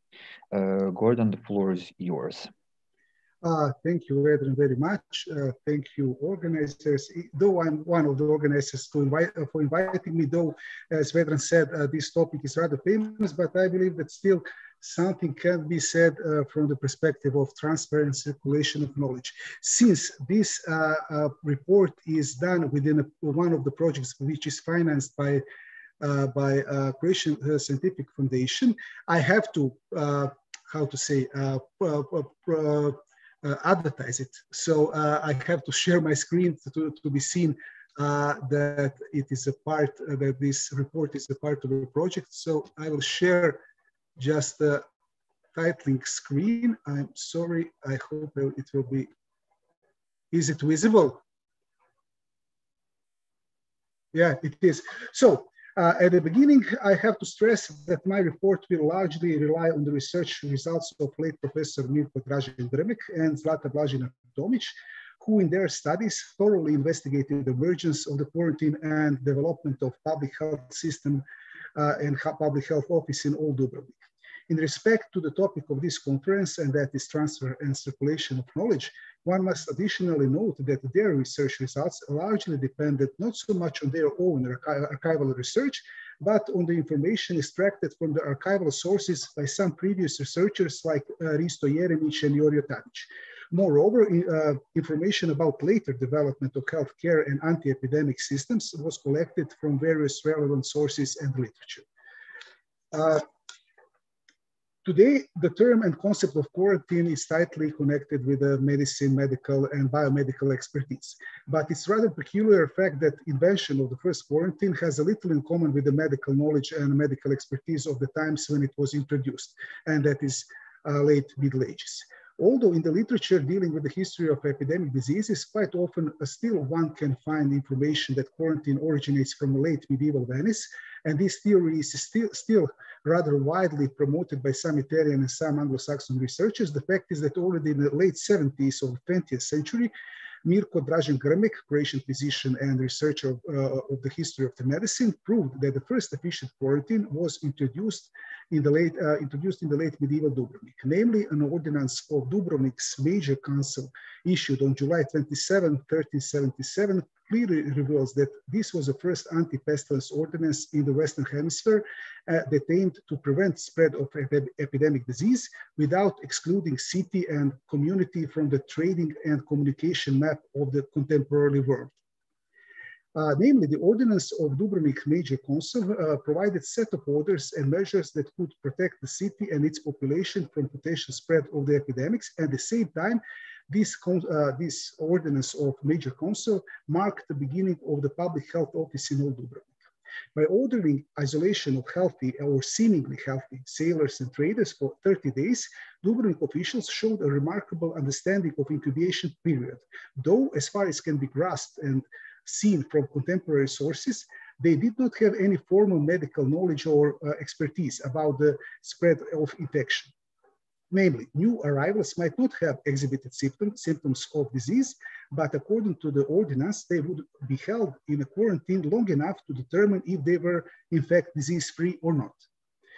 Since Dubrovnik officials did not have any formal medical education and formal medical knowledge about infection, cycle, pathogen, and etiology of the disease, one could raise a question: how and why did Dubrovnik officials came to this original idea that still stands as one of the pillars of anti-epidemic measures in the case of infectious diseases? Though there is no explicit proof in the relevant extant sources, one can make several assumptions related to the topic of this conference, and that is transfer of knowledge and measures against the plague epidemics in the pre-modern Mediterranean area. Namely, it is rather known that already in 1374, officials and authorities of Genoa and Venice started to monitor ships and merchants coming from infected regions. Although this monitoring was not followed by any formal order or prohibition of potentially infected arrivals, such practice could provide good and sound foundation for legislative action that happened in Dubrovnik 3 years later. Similarly, during the same plague epidemic of 1374, in Milan and Pistoia, authorities ordered strict isolation and walling of all infected persons, which ultimately led to the death of the infected, but at the same time, such action prevented spread of the epidemic within the community. Such practice of walling infected persons within their homes was also recorded in some cases of 1348, that big Black Death epidemic, as one of the anti-epidemic measures in some Italian city-states. Effects of these measures, quarantine measures, were not completely successful, but quarantine ultimately proved to be effective or largely effective, since Dubrovnik did not suffer any major plague epidemic until 1391. So for almost 20 years, Dubrovnik was like plague-free after bringing that ordinance of quarantine. Moreover, these anti-epidemic measures helped to restore sense of order within a community. By the same token, Venetian authorities issued similar quarantine orders, but only in 1403. And their stone-built quarantine, so the stone-built building, dates back to 1423, when Venetian authorities decided to build the first so-called Lazaretto on the Lazaretto Islands in the Venetian Gulf. It was the so-called Lazaretto Vecchio. It is also important to stress that Venetian authorities prolonged the isolation and separation period to 40 days from original 30 days isolation period, which ultimately gave name to this anti-epidemic measure, quarantine, that comes from Italian quarantino or 40 giorni, which means, of course, 40 days. Moreover, in the future years, Venice Moreover, in the future years, Venice has perfected quarantine, creating a true maritime cordon with a complex system of tracking arriving ships suspected of carrying the disease and signaling the center about their position and arrival, after which they would be kept in the lazaretto that is quarantined for 40 days. The practice to build stone-built lazarettos for the quarantine isolation of potentially infected persons became a standard during the 15th century. And for example, Dubrovnik authorities have built the first such stone-built lazaretto already in 1431. So 7 years after the first, which was built in Venice. In 1467, Genoa adopted this Venetian system, and Marseille in France in 1476 transferred or converted their hospital for people who were ill from leprosy. The hospital was converted into lazaretto, so in a quarantine. In the following centuries, quarantine seems to be perfected, and the knowledge about the spread of the disease and contamination process was slowly deepened. Thus, in the 16th century, Italian physician Girolamo Fracastoro derived hypothesis that small particles were able to transmit disease. Even though the pathogen and etiology of the epidemic was still unknown, this Fracastoro's concept provided very remote but solid basis for modern epidemiology and health sciences. Moreover, regarding the development of public health, during the 16th century, many city-states in Italy and in other parts of Europe introduced bills of health, which included various quarantine measures and certifications and certification documents for the ships and travelers who were free from the disease. A good example of such practice in the territory of present-day Croatia was so-called Splitska skela, which was trade market and quarantine station of Split, opened in 1588 for the merchants coming from the Ottoman Empire. Regarding the transfer of knowledge, it is interesting to note that the first English quarantine regulations provided for the confinement of the ships carrying the plague or potentially carrying the plague and infected passengers in the Thames estuary was issued only in 1663. Soon after, similar regulations were issued for the North America with the purpose to prevent outbreak of another disease, yellow fever. And in New York, it happened in 1688, and in Boston in 1691. The next important step regarding the development of quarantine happened in the 18th century. Namely, with the development of proto-modern state, anti-epidemic measures became one of the pillars of the public health system of that proto-modern state. In that respect, organization of elaborated sanitary cordon along Croatian Ottoman border became a paradigmatic example of one effective quarantine system that protected Habsburg monarchy from various epidemics that could come from the Ottoman realm. Though at the beginning, efficiency of this sanitary cordon depended exclusively on the organizational abilities of local authorities, introduction of the general health regulations, which happened in 1770, transformed sanitary cordon into permanent institution with a clear hierarchy. Though quarantine stations and sanitary cordon were originally constructed as an anti-plague measure, during the 19th century, it proved to be quite effective in prevention and suppression of other infectious diseases like cholera, yellow fever, and so on. This implementation of quarantine concept was in accordance of contemporary medical knowledge and the idea that the contagion was spread through interpersonal transmission of germs or by contaminated clothing and objects. At that point, at the mid-19th century, with extensive international and intercontinental trade between various political and economic entities, it became clear that all these quarantine measures cannot be sufficiently effective if they were not coordinated worldwide. Therefore, in the 1850, the first international sanitary conference was organized in Paris with the task to raise the question of standardization and synchronization of quarantine measures. Still, when influenza pandemic struck the world after the World War I, it became clear that multilateral health surveillance and quarantine system, which was slowly built throughout the second half of the 19th century, was not sufficient and effective enough, since much of infrastructure was torn out and destroyed during the Great War. Moreover, the International Office of Public Hygiene, founded in Paris just before the war in the 1907, was not able to effectively respond to influenza pandemic. Important information about necessity of quarantine or usage of quarantine or in wearing the masks like today was not distributed quickly enough, and it was often neglected by the people. Still, importance of the quarantine concept as a control measure was confirmed when similar epidemic of so-called, at that time, Asian flu struck again in 1957. And although quarantine was not proved to be able to stop the pandemic because of the shorter incubation period. On the other hand, at the beginning of the 21st century, usage of quarantine measures again became important and rather effective during the epidemic of SARS. Similarly, with this present epidemic of COVID-19, quarantine concept proved to be still important, a medical and anti-epidemic measure in the struggle for the better public health.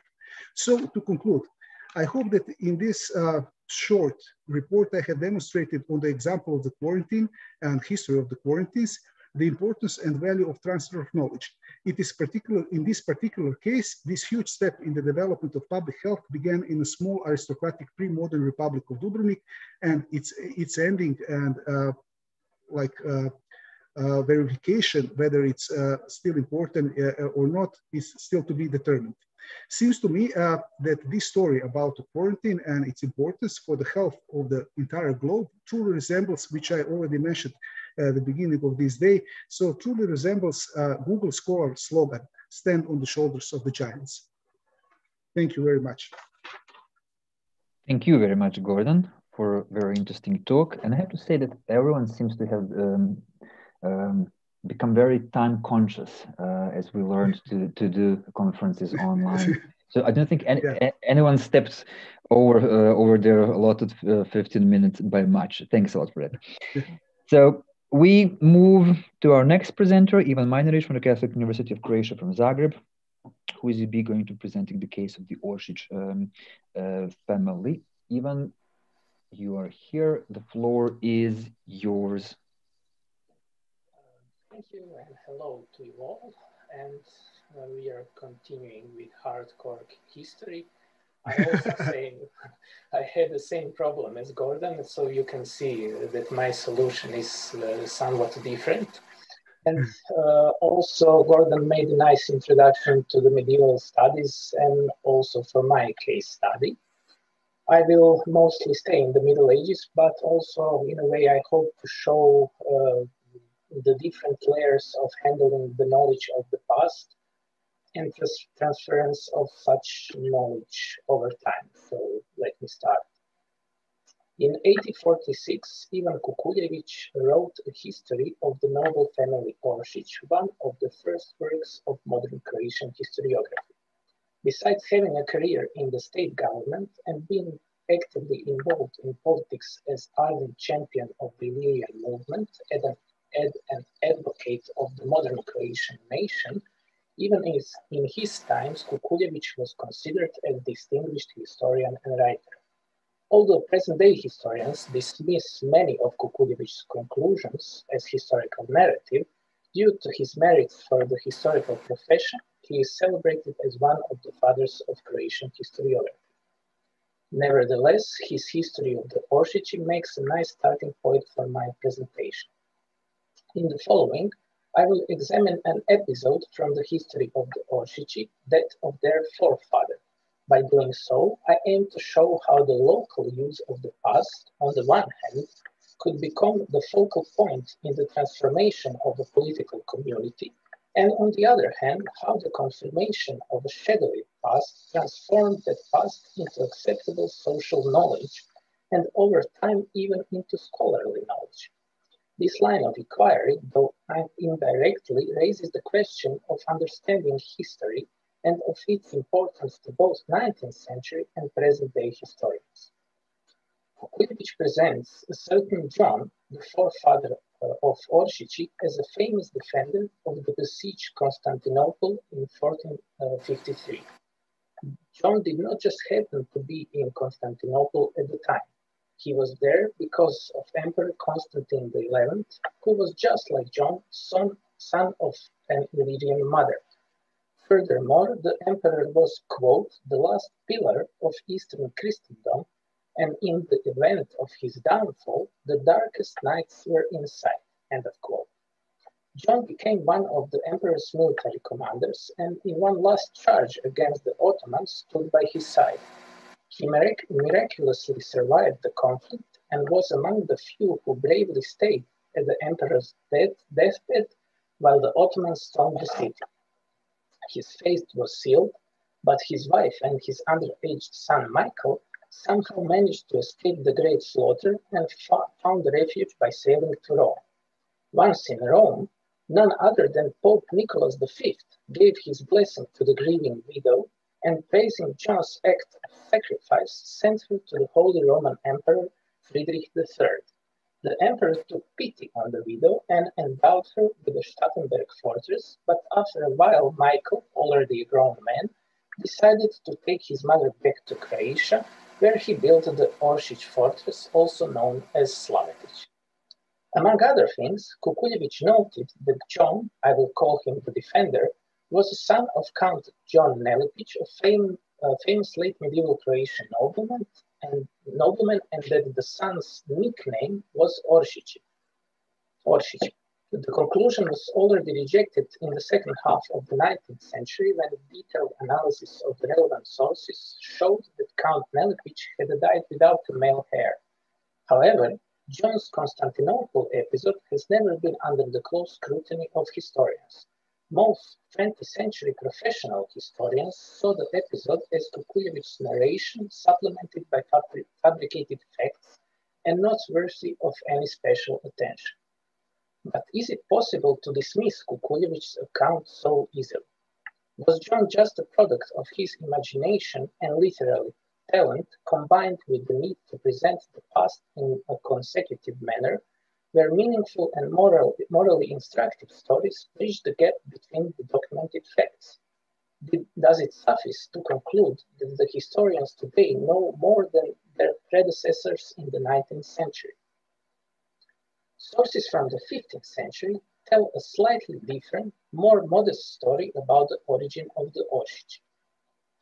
Their first ancestors were probably petty nobles or king's retainers specialized in violence from the territory of Udrinić in the medieval county of Set.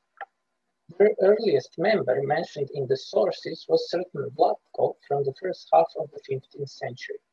Due to the Ottoman threat, his relatives relocated to safer territories, initially to the southern parts of the Zagreb county. It seems probable that at least some of them distinguished themselves in skirmishes with Ottomans, as they had been in the grace of King Matthias Corvinus since 1480. The king endowed brothers John, Paul, George, Peter, and Jacob, son of Ladislas, with several estates throughout the Zagreb county in 1481 and 1484. Finally, in 1487, he granted to Peter and his brothers the possession of Slavetić. It is important to notice that the king's donation charter labels Peter as Petrus Horvat Oršić Dictus, that is, as Peter Oršić the Croat. That means that the Oršići were a somewhat alien element in the society of the Zagreb county. Nevertheless, they were the king's men, and Slavetić soon became the brothers' central property, so that they appropriated it as their family name, Slavetić, for centuries to come. In the light of mentioned archival sources, the Constantinople episode really seems like a fable. But in fact, Kukuljević followed the usual norms of historiography. He consulted the sources. The problem was that he trusted the sources he should not have trusted. But what kind of sources was he to trust, if not documents originating from the imperial chancery of Maria Theresa? In 1744, the King Maria Theresa awarded Christopher Oršić with the title of Graf. The Grant thoroughly documented the famous deeds of Christopher's ancestors, and among them was also John the Defender of Constantinople. So, if John the Defender's historicity was indisputable for the Empress, why should it have been disputable for Kukuljević? Even more so, in Kukuljević's time, the living members of the Oršići were obviously proud of their famous ancestors. Furthermore, Kukuljević dedicated his history of the Oršići to Count George Oršić, his political comrade and one of the champions of the Illyrian movement. But above all, Kukuljević had his own specific view of the past. For the best explanation of his understanding of the past, I will use Reinhard Koselleck's well-known concept of temporalization. In short, Kukuljević was halfway between understanding the past as a collection of exemplary events with an unchanging, timeless character that directed the certain future, and understanding the past in terms of the integrity and cohesion of consecutive historical processes that led to future uncertainty. However, he was still more in favor of the former understanding, in which exemplary events strengthened the position of the present in the teleology of salvation. Precisely because of this transgression, Kukuljević never questioned Maria Theresa's grant. And it is precisely because of the shift in understanding the past that occurred during the 19th century that collective memory became insufficient for explaining the past, which was now reconstructed in a critical process. Among other things, the unchanging and timeless character of the past is also recognizable in Maria Theresa's grant. But the main question is, who or what was the main source for the accounts mentioned there? Although I still don't have solid evidence based on comparative examples, it is very likely that her source was the Oršići themselves. This process has been rather common since the late Middle Ages, and the examples are numerous. On this occasion, I will single out only two of them. The most instructive case is that of the nobles of Lapac from 1360. A few of them were defendants in front of a special commission under the king's authority, headed by the queen herself. To prove their possession of Karin, they resorted to claims that they were successors of the early medieval Croatian king Zvonimir, who gave Karin as a wedding gift to their ancestor when he married Zvonimir's daughter. Besides their word, they did not present any written evidence, which was very strange given the normative practice of the time. Nevertheless, the commission accepted their claims and confirmed their possession of Karin. Needless to say, these nobles were among the most confident royal supporters in Croatia. Another similar example is that of the famous noble family of Blagesque.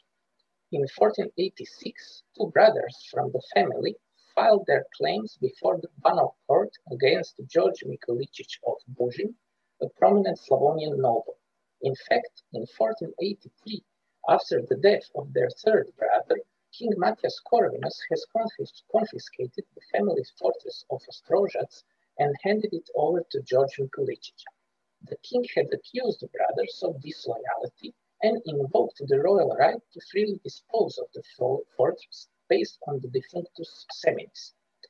3 years later, the brothers approached the Banov court with new evidence of their undeniable rights. Suddenly, they had two alleged charters, the Ostrožac grant issued by King Charles I in 1330 and a confirmation of that grant issued by King Louis I in 1364.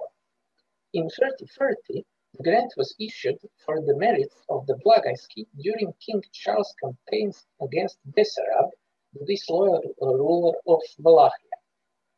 During the disastrous Battle of Posada, one of the Blagesque saved the king from certain death and died in his place after receiving critical wounds.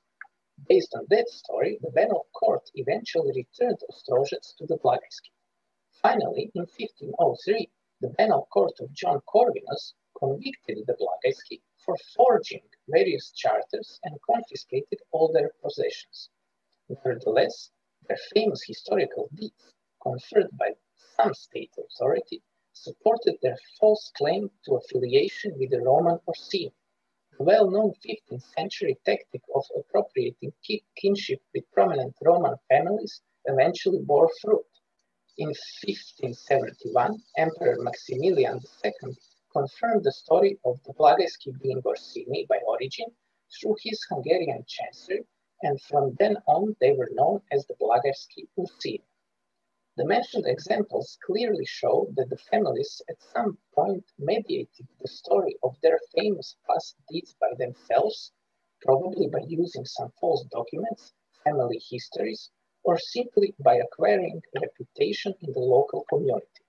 At the same time, for these stories to enter the royal chancery, the families had to be socially, politically, and above all situationally acceptable to the central government.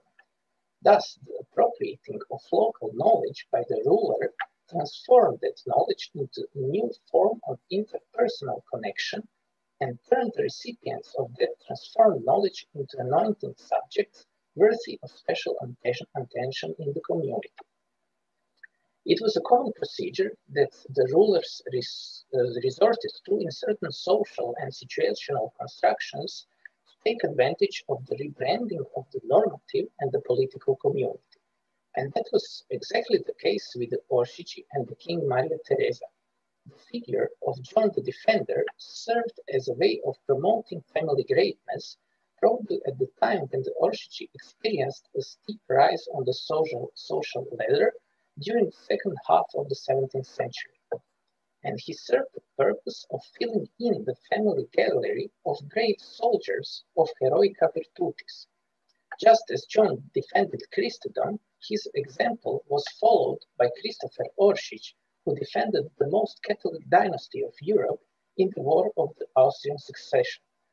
At the same time, Christopher's merits for the dynasty were more than enough to view John's story through the glasses of the unchanging, timeless character of the certain future.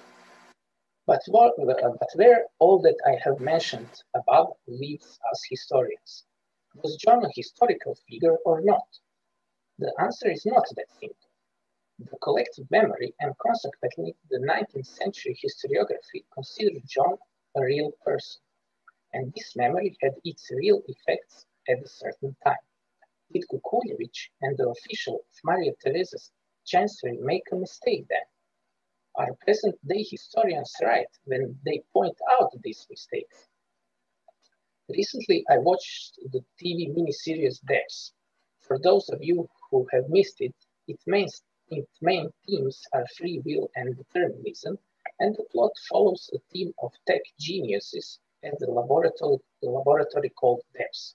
With the help of a powerful computer and the quantum physics theory, they can stream past and future events, but at least at the beginning, the stream is not clear and there is no sound. By using one of many multiverse hypotheses, one team member manages to project crystal clear sound and image.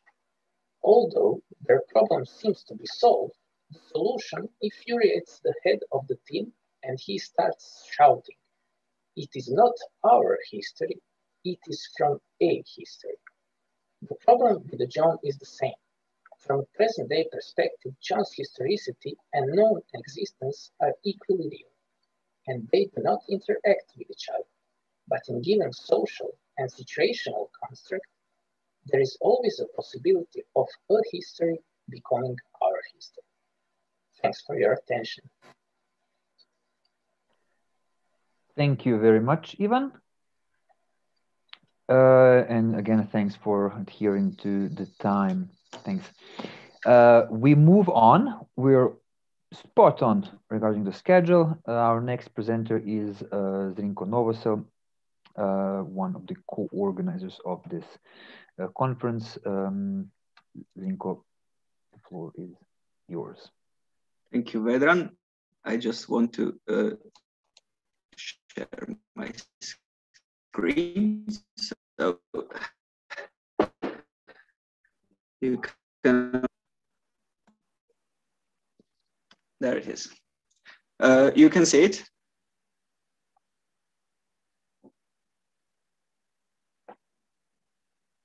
Hello.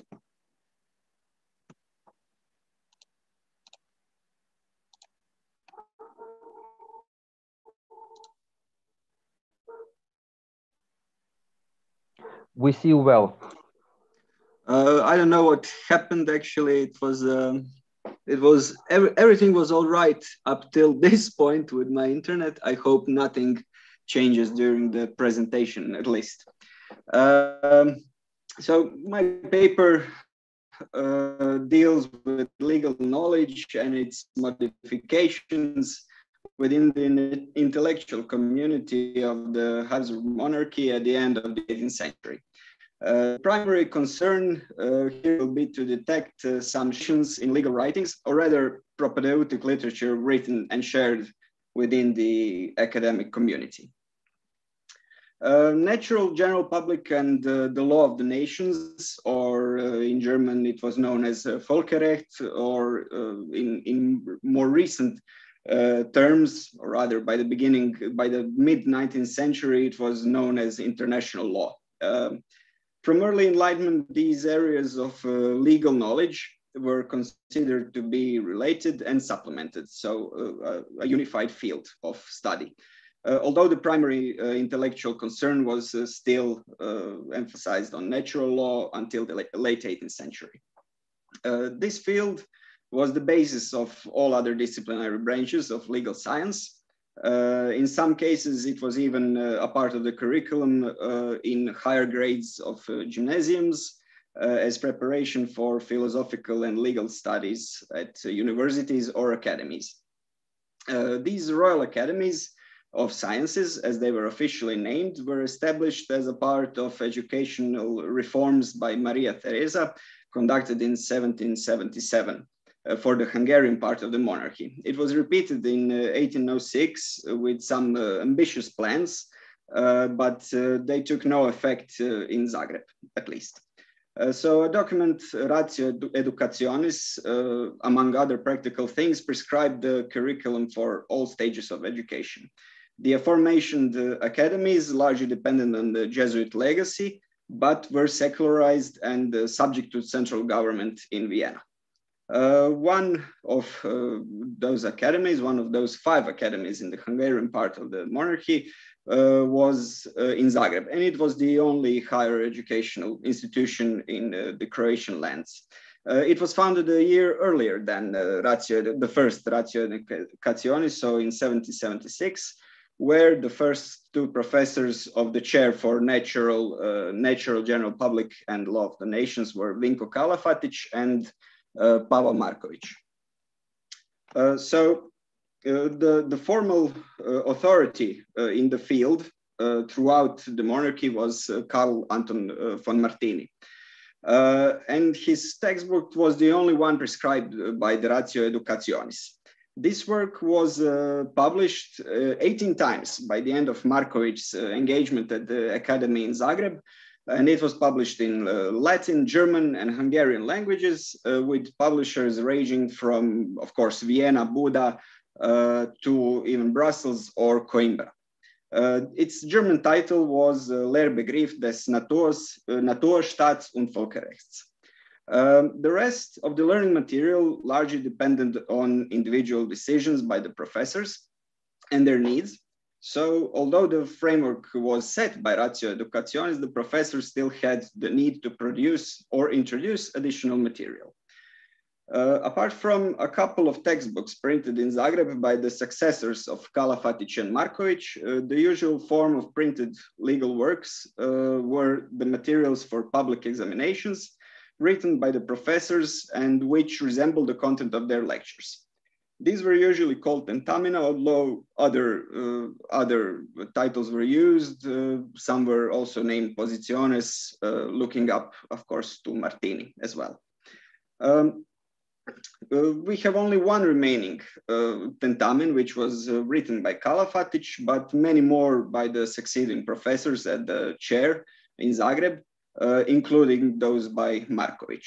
It is worth noting that Kalafatic's legal knowledge mostly stemmed from theological education. So as you can see, he obtained his doctoral degree in theology in Vienna, while Markovic obtained his doctoral degree in legal studies at the university in Buda. JUD means Juris Utriusque Doctor. So doctor of both laws, meaning ecclesiastical and civil law. I'm saying this because it is worth keeping in mind when analyzing their writings.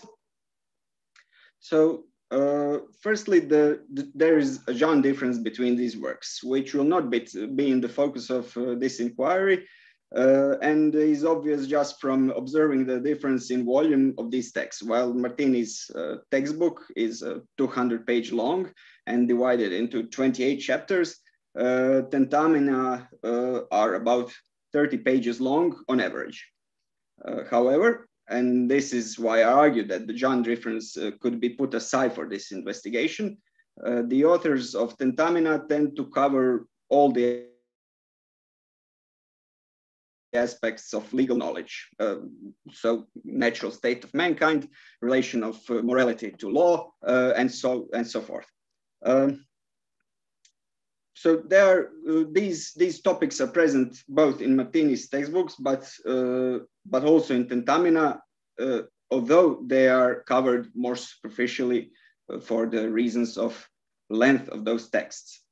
We can observe this when we speak, for instance, of authors they refer to. For instance, Martini discusses widely the development of thought in this field, referring to ancient authors from Plato and Cicero to more recent authors such as Hugo Grotius, Thomas Hobbes, Samuel Pufendorf. He even instructs his readers to some polemics between the authors in the field. On the other hand, Kalafatic and Markovic are far more modest in this sense, referring only to Aristotle, Hobbes, Pufendorf, and Kalafatic refers to Machiavelli as well, which Martini does not, where Kalafatic points actually to his erroneous conclusions in the field of this natural, general public and international, or rather, law of the nations. And not surprisingly, he cites Martini more than any other author. The primary argument for comparison is that they represent, all of these texts represent the content of learning material. So while the Martini's textbook, as I said, was the official literature for the legal studies throughout the monarchy, the authors of Tentamina explicitly stated that they were written ex prelectionibus, or rather that they were based on professors' lectures.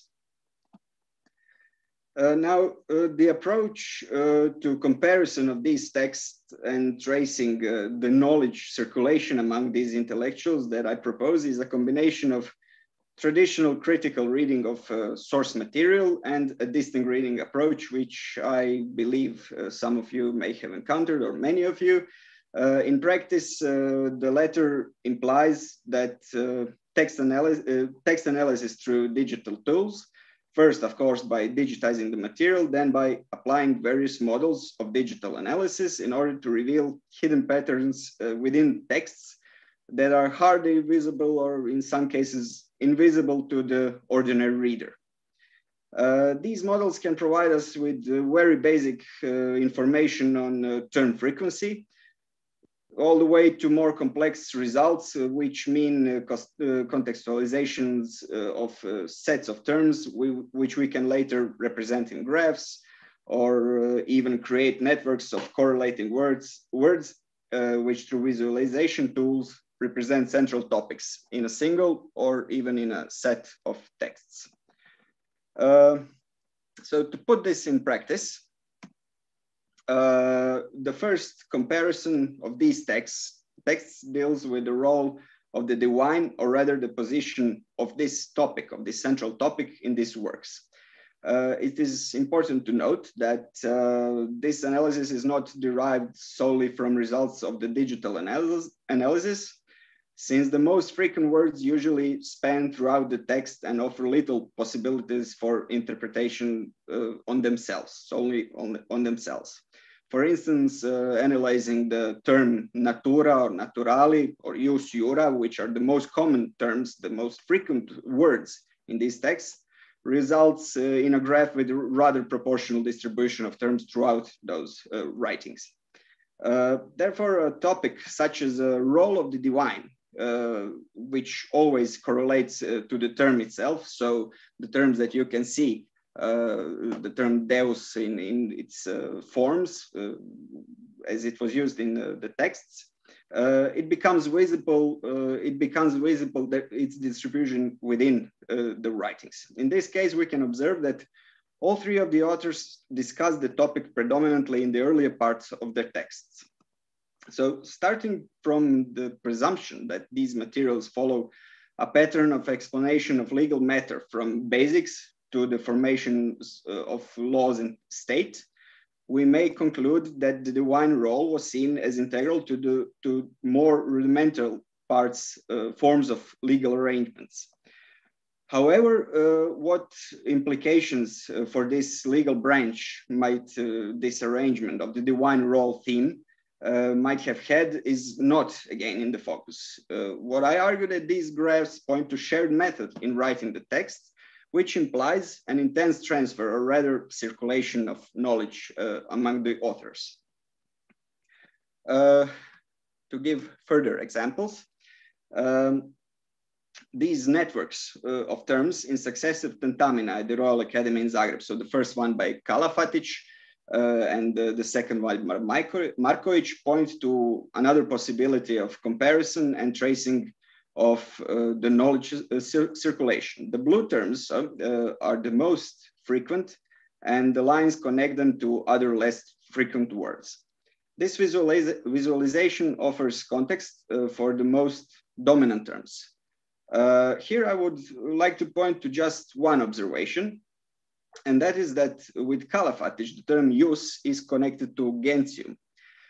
So his text deals with the last of this tripartite branch of natural, general, public, and the law of the nations, or rather international law.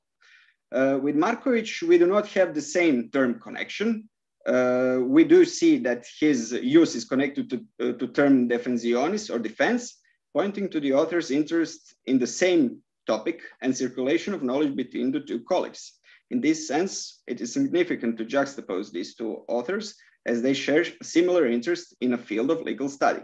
However, knowledge does not transfer without modifications, and Marković's text should not be viewed as a copy of his older colleague's work. Now for the perhaps the simplest of graphs for the end represents the term statu or state, where it is connected to word natural. So a natural state, meaning that these columns represent the sections of text where authors discuss this topic, the natural state of man. As you can observe, they do not correspond in any of those textual segments. This, I think, confirms the previous observation that Marković's text is very independent from that by Kalafatić, although, as we have seen, they do share similar traits. Obviously, there was a certain interest present in Marković's mind to create new literature for the purposes of legal education at the Royal Academy in Zagreb. Of course, new literature, conditionally speaking, maybe further research will reveal other legal sources Marković may have looked up to. So instead of conclusion, I would like to emphasize that digital text analysis is by no means self-sufficient in historic research, and that distant reading, although it itself implies historic interpretation of the results of digital text analysis, it only makes up a part of the model where traditional close reading technique provides the another part. For further research, I hope to better model the topics, which is also a rather new term in digital humanities, which would mean that the most frequent words gain more context and meaning outside their initial meaning as a term itself. I believe it has a great potential in the growing field of the history of knowledge, as those topics, such as divine role, become more tangible and thus makes it more easy to follow their circulation and circulation of knowledge. Thank you for your attention. Thank you very much, Zrinko, for this. was a very interesting and methodologically challenging talk. And we are now moving to the final of the 4 of our presenters in this panel. Tihana Luetic from the Croatian Academy of Sciences and Arts. Tihana, the floor is yours. Thank you very much. Do everyone hear me? Yes, okay. Just a second, I will now share my presentation.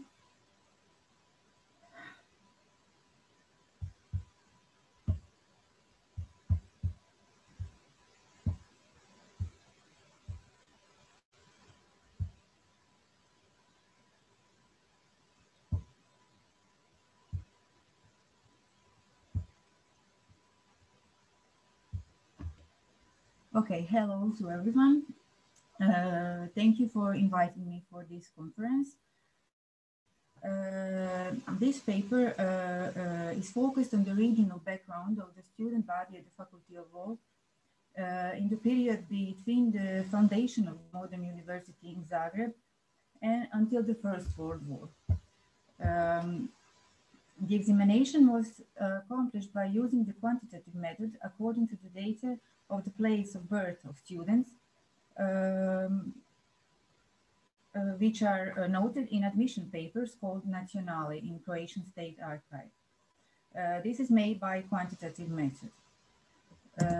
By examining the student regional background, I tried to answer the question, did University of Zagreb, respectively the Faculty of Law, accomplish the goals appointed by its founders and played a significant role in connecting a long separated part of Croatian lands and to become an enlightened center for all South Slavic people. Another topic on which I was focused was the issue of student circulation. It determines student mobility and enables perception to what extent law students in Zagreb, as a significant element in the knowledge transfer, combined their legal education with academic education at universities abroad, especially in significant university centers of Habsburg monarchy like Vienna, Prague, Graz, Budapest, etc. Finally, regarding the political context and the Austrian legal acts about the reciprocity of diplomas, the correlation between these two examined categories, student regional background and student circulation, can be pointed out. According to the analysis of the place of birth of students enrolled at the Faculty of Law, it's obvious that the majority of enrollments were domestic students, born in the area of Croatian Slavonia. Chart 1 shows that 73% of law students in Zagreb came from Croatia and Slavonia counties, while the rest were those born in Croatian lands in Austrian part of the monarchy, Dalmatia and Istria, in Bosnia and Herzegovina, then in city of Rijeka, in South Slavic lands of Balkan region, Serbia, Montenegro, Macedonia and Bulgaria, then in the rest of the Austro-Hungarian Empire. Here students from Slovenia countries are included and students from other Austrian crown lands as well as those from Hungary. Enrollments of students from Dalmatia and Istria, Croatian regions in Austrian part of the monarchy, were low, 10% from Dalmatia and 2% from Istria. It can be concluded that new university in Croatian capital did not accelerate changes in connecting long separated parts of Croatian land. The main reason was unresolved question of the reciprocities of diploma, the recognition of diplomas from Hungarian part of the empire in Austrian. In Croatian case, it reflected on students from Dalmatia and Istria. Diplomas from the Faculty of Law in Zagreb were not recognized in the Austrian part of the empire. Specifically, it meant that students from Dalmatia and Istria could not get the job in the public service back home with diplomas obtained in Zagreb. Although the university in Zagreb was organized on the model of Austrian universities, students from Istria and Dalmatia were only given the privilege of taking final exams, rigorosus, at the Austrian universities without any preconditions. In order to take a job in the civil or public services in Austria, they had to pass the judicial and administrative state examinations and all rigorous examinations at Austrian universities. Even though some additional measures were undertaken to facilitate studies for such candidates in Zagreb, visible results came up only at the beginning of the 20th century. That question was not resolved until the end of the empire. However, it can be seen in chart 2, enrollments of students from Dalmatia and Istria increased rapidly at the beginning of the 20th century. And we can talk about the changes in regional composition of law students. Was this just a question of these measures which were given in 1904 to the students from the Austrian part, or there were other elements, including stronger national integration processes? We can only assume. As a part of the analysis of the regional background, issue of South Slavic students from the Balkan region needed to be observed. The youth from Serbia, Macedonia, Montenegro, and Bulgaria was target group on which the founders of the university in Zagreb, Bishop Strossmayer and its first rector, Franjo Rački, paid special attention. During the opening of the university, according to their idea of cultural unification of South Slavs, Strossmayer and Rački cordially called the youth from these lands to study in Zagreb. It was a period before the establishment of modern universities in these lands. University in Sofia was established in 1904 and in Belgrade in 1905. Zagreb had a mission to become an enlightening center for South Slavs. However, the number of students from these lands enrolled at the Faculty of Law in Zagreb are very low, only 2% in total enrollment. The university in Zagreb failed in its task to become an educational center for South Slavic countries. As contemporary researchers reveal, youth from these lands studied mostly in Prague, Vienna, and Graz, and in Germany, Russia, and France. We have to mention that in total number of this group, the students from Bulgaria made the majority, 72%. Most of them came during the crisis at the University of Sofia in 1906-1907. Special attention was paid to students from Bosnia and Herzegovina, which in total enrollments had a proportion of 8%. Their number increased up to the end of this period, especially after Austria annexed these lands in 1908. In the period between 1904 and 1914, the enrollments from Bosnia and Herzegovina increased for 10 times. This must be observed in the light of political circumstances and the educational politics of the regime of Benjamin Kalaj in Bosnia. For the purpose of educating new elite on which the regime can be relied on, government for Bosnia offered scholarships for universities all over the monarchy and also for one in Zagreb. Highly educated public servants, which were educated at the Faculty of Law, served the regime of Benjamin Kalaj as a reliable support in the sphere of public administration. Another issue discussed in this paper is a question of student circulation. I will try to observe to what extent law students in Zagreb combined their legal education with the study at universities abroad, especially in significant university centers of Habsburg monarchy. Fluctuation of students from the Croatian lands in the second half of the 19th century and the beginning of the 20th century, seen in a long-durée processes, had extraordinary significance not only for individuals who had studied abroad, but for the development of the civil society in their homeland in general. At the turn of the century, student circulation from one university to another did not call for any complicated administrative procedure. Just as other universities of the Austro-Hungarian Empire, the university in Zagreb allowed transfers to a foreign university and back.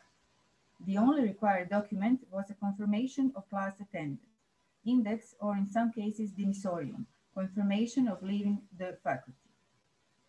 The university enrolled any students who proved his regular status during preceding semester at the previous university or had graduated from high school and had a diploma to prove it. The same procedure was valid for Croatian students entering Austro-Hungarian universities. It was noted in admission documents nationale.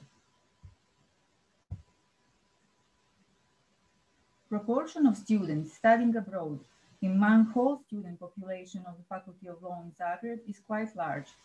30% of the whole student population of the faculty for some period of their university education studied abroad, 1 or more semesters.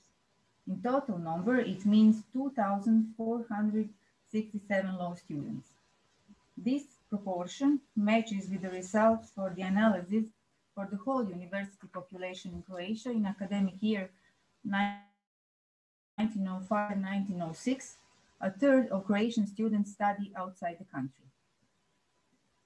The issue about the motives of studying abroad was discussed in one of my previous researches, and here I won't be focused on it. I shall stress only brief conclusions. Crucial motives for Croatian academic youth to study abroad were the laws regulating the reciprocity of universities, perception of the quality of education, the range of personal motives like youth curiosity, financial situation, fascination with some academic environment, etc. Among reasons for studying abroad, those of political nature were also important. As participants of student political movement, some of them were forced to emigrate to continue their university education. Two crucial student exoduses from the Alma Mater have to be mentioned. The one in 1895 and another in 1908. In October 1895, one of the most famous student protests has occurred during the visit of the Emperor Francis Joseph I in Zagreb. Students burned the Hungarian flag. Students punished and expelled from the University of Zagreb continued their education at universities across the empire. The second exodus of Croatian students occurred during the summer term of 1907-1908 and was motivated by the suspension of two university professors imposed by the regime of Ban Pavao Rao, who thus violated university honor and autonomy. Students boycotted the classes and did not enroll the summer term. They left Zagreb and continued their studies in foreign university centers. Among these students who studied abroad for 1 or more semesters, some of them combined studies in different terms in different university centers. For example, there were those who repeatedly frequented 2 or 3 faculties in different periods. For example, student Teodor Kušević, he studied in Graz in 1882-83. During the academic year 1883-84, he was in Zagreb. Then during the 1884-85 and the first term of 1885-86, again he was studying in Graz. And finally, in the second term of 1885-86, again he was enrolled in Zagreb.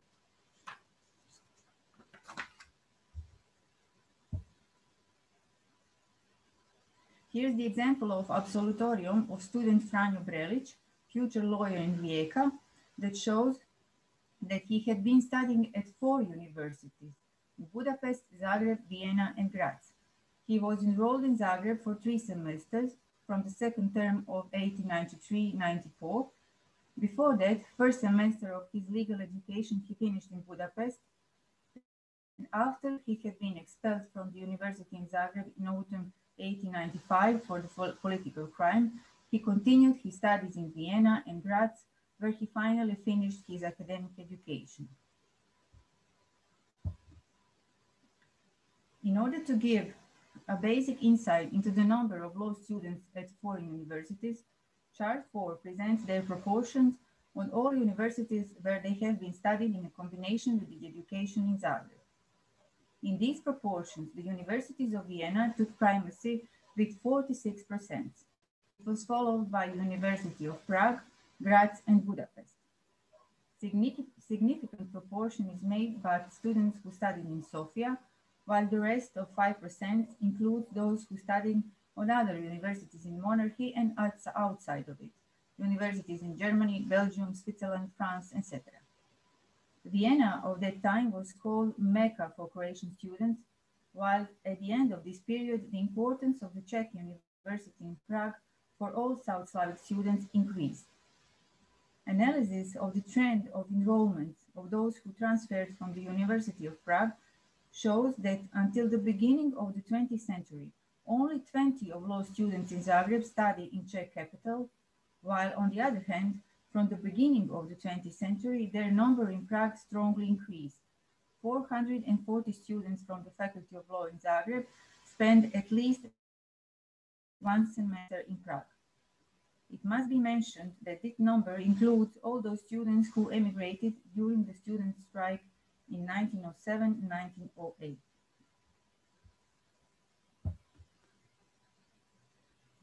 Finally, regarding the Austrian legal acts about the reciprocity of diplomas, the correlation between these two examined categories, student regional background and student circulation, needed to be explored. Analysis of the regional background of students from the Faculty of Law in Zagreb studying abroad was made, and the results are presented in chart 5. After the majority, which was made by students from Croatia and Slavonia, the largest proportions among those studying abroad were made by students originated from Dalmatia, 23%, Croatian region in Austrian part of the monarchy, whose students were forced to move to Austrian universities by the acts about the reciprocity. It's obvious that the proportion of Dalmatians who studied abroad is twice as large than their proportion in general student population, which was 10%. If we take a look in the regional background of those who studied in Vienna and Graz, the results show that at Vienna University, of the total number of enrollments of law students from Zagreb, 22% were from Dalmatia, while at the Faculty of Graz, there were even 46 students originated from Dalmatia. These figures make it clear that Croatian student circulation was directly conditioned by political circumstances. Conclusively, it can be said that students' regional background showed that the Faculty of Law in Zagreb did not fulfill the expected roles in connecting students from divided Croatian countries, as well as the crucial educational role among South Slav students. In analysis of student circulation, it is noticeable that it was significant in the late 19th and early 20th century. 30% of students spent part of their academic education at the foreign universities, especially Austrian university centers. Thank you very much. Thank you for your attention. Thank you very much, Tihana. And we are done with our presentations in this panel. I would like to open the floor for questions and comments. Please raise your hand either virtually or turn on the camera so we can see you. We heard a lot of interesting things in this panel, so I presume you will have something to comment. Okay, so I believe that Ivan has. Yes, yeah. You cannot see it because of the background. Yeah, it's the same color. Here. Sorry. Yes. Of course, I have a little question for Gordon. If you have talked something about it, but if you can compare the situation in Dubrovnik with the situation in Milan, because Milan is always considered to be a kind of successful story in fight against the Black Death, but recently, as I know it, that there have been some questions about understanding the sources that are left behind for the period of Black Death. I mean the period around the middle of the 14th century, and especially if we take in account the fact that the plague in the second half of the 14th century never went away. We had that repeatedly epidemics in the 60s, in 1360s, then in 1370s, and so on. So a little bit about that. So comparison between Milan and Dubrovnik. So basically, Milan had several successful stories, like during the Black Death and that during that epidemic of 74 in 14th century. Namely, because I did not investigate in particularly Milan cases, I just consulted literature about it. But what happened in Milan is basically that they closed the city. For example, the same thing happened in Pistoia, also in 1348. But what happens then? So they just excluded themselves from the trading map, or all the merchants just avoided the city because city was closed. Dubrovnik case, so that and quarantine of Dubrovnik just made necessary modifications of that separation concept in order to still leave the city on the trading map and the communication map of the contemporary world, while other cities at that time, if they basically closed themselves, and then everyone avoided them. Good example could be that Pistoia case from the mid 14th century. They did the same thing. But it happened, as far as I could grasp from the literature, it happened that one of the guards of the city at some point just passed through the merchant who came to the city gates and said, "Okay, I'm completely disease-free and everything is fine with me." And the guard let him in the city, and then city, of course, was infected. Something similar, just regarding transfer of knowledge or better transfer of idea. Something similar could be read in that famous novel by Ivo Andrić, Nadrini Ćuprija. I can't remember now the English translation of the novel, where the same process is described in the novel when I believe it's describing situation about Visegrad in 19th century, when some epidemic came. So in fact, merchants came to trying to the gates of Visegrad and tried to enter, and guard lets them in, and then of course hell breaks loose.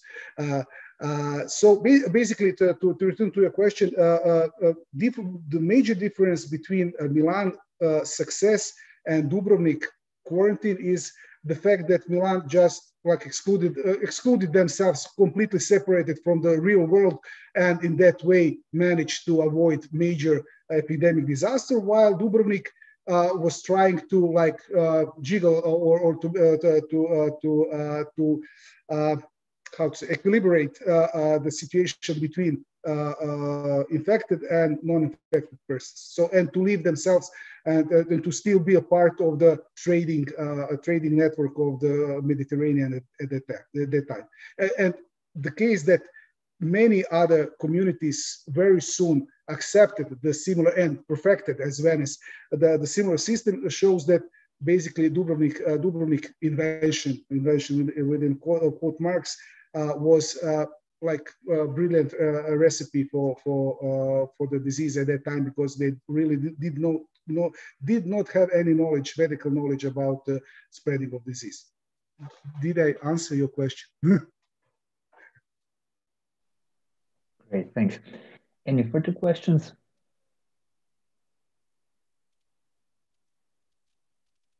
While you're collecting your thoughts and coming up with questions, I do have a methodological question for Tihana, and it has to do with the object of your research.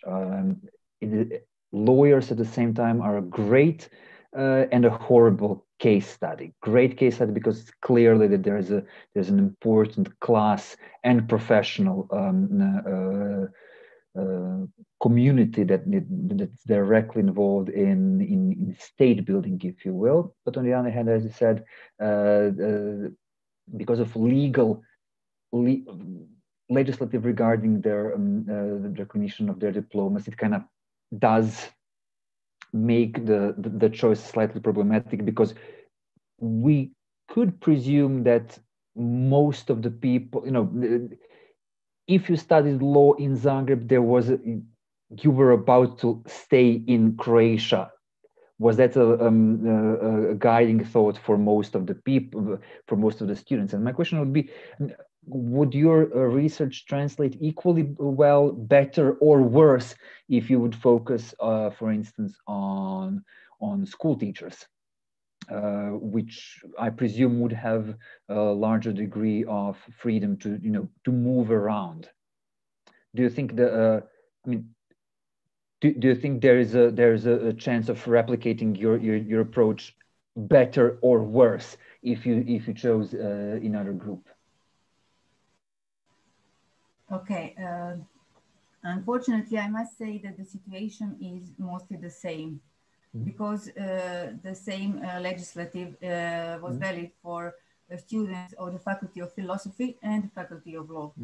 I have already made researches several years ago for students at the Faculty of Philosophy, which included not only social sciences and humanities, but also natural sciences and math. They were included at that faculty in this period. The same legislative was valid for them and for the students of law. If they wanted to teach at high school in their homeland, for example, in Dalmatia or in Istria, they had to pass the final exams in Austrian universities. Also, most of them studied part of their higher education in Zagreb and then transferred to Graz, Vienna, or Prague to finish their studies, or spent 1 or 2 semesters to pass easier the final exams, state exams for the high school professors and also rigorous. So the laws were the same for both of them. Regarding their possibilities of employment were the same for the students of law and for the students at the Faculty of Philosophy. Though the material, for example, studying physics or mathematics may look like general study, but the law limited were such as I noted. So the one who studied physics in Zagreb, if he wanted to teach physics in high school, for example, in Zagreb, he needed to pass final exams in Vienna or in Prague or in Graz. It just occurred to me right now, because I've been dealing for years with geographers and other scientists who studied mostly, if not exclusively, in Vienna and Graz, and it never occurred to me that if they had a rigorosum in Vienna, that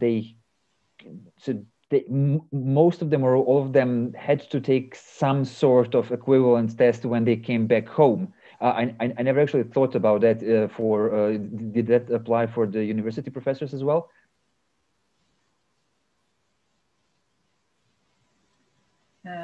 They had their final exams as everyone else, and but the university professors they had some other procedures when they were employing, because the fluctuation of university professors is another question I didn't research in. But it was for the students. The results of my research is the same for the Faculty of Philosophy and the Faculty of Law. Yeah, thanks. Some other questions?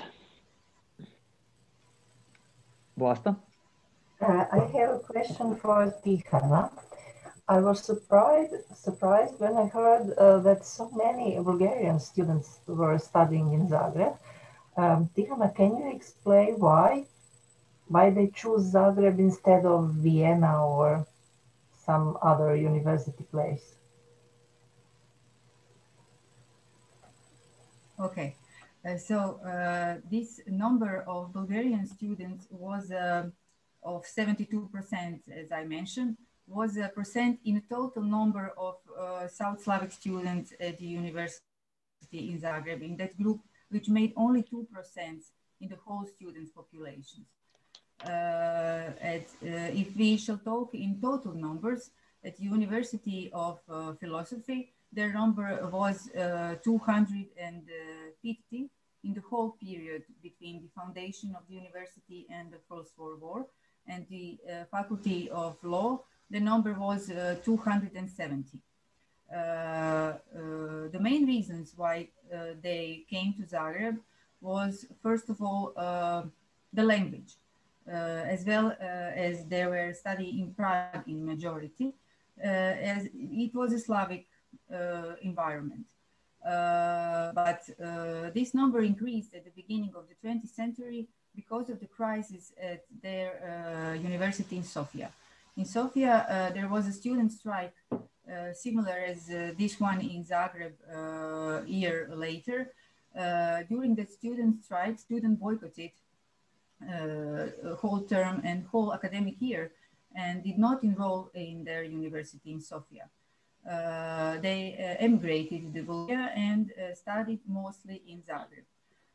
But contemporary researches in Bulgaria historiography shows that Prague, Zagreb, Graz, and Vienna were the primary topics where they finished their education, but Zagreb and Prague were had the privilege to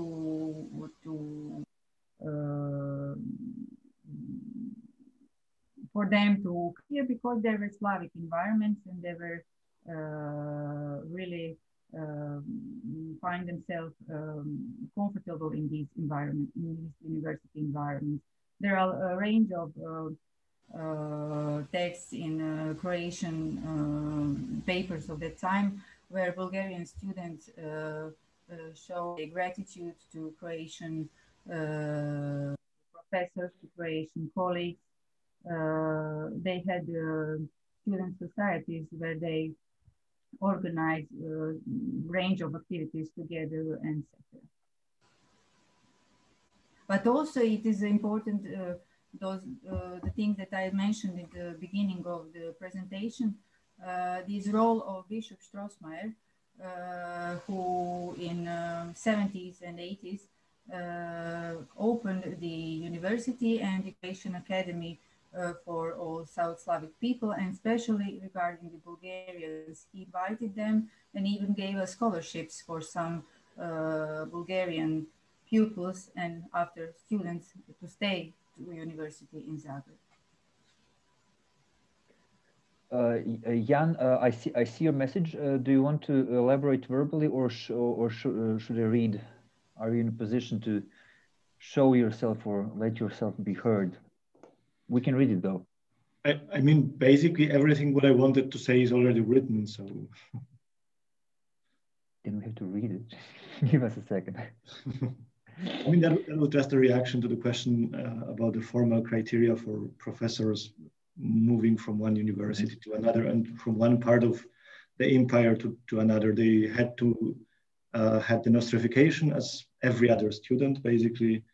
And Privatdozentur had to be reacquired at every university to which you were moving. I mean, Privatdozentur was only for one university. That's the official idea of Privatdozentur. So whether you are moving from Vienna to Graz, you have to make it once more, or from Vienna to Zagreb, or from Zagreb to Vienna. So that's what I know from my research. Thanks. Okay. Do we have other questions or comments? Well, I found this quite interesting. Thanks. If there are no other questions, comments, thank you all once again. Thanks to our panelists, not only in panel 3, but earlier during the day. Then we can adjourn a couple of minutes ahead of the schedule. And we will reconvene tomorrow morning with another 3 interesting panels. Thanks a lot for your attention. Thanks for being here, and enjoy the rest of your day. See you tomorrow. Bye. Thank you. See you tomorrow. Bye-bye. See you tomorrow.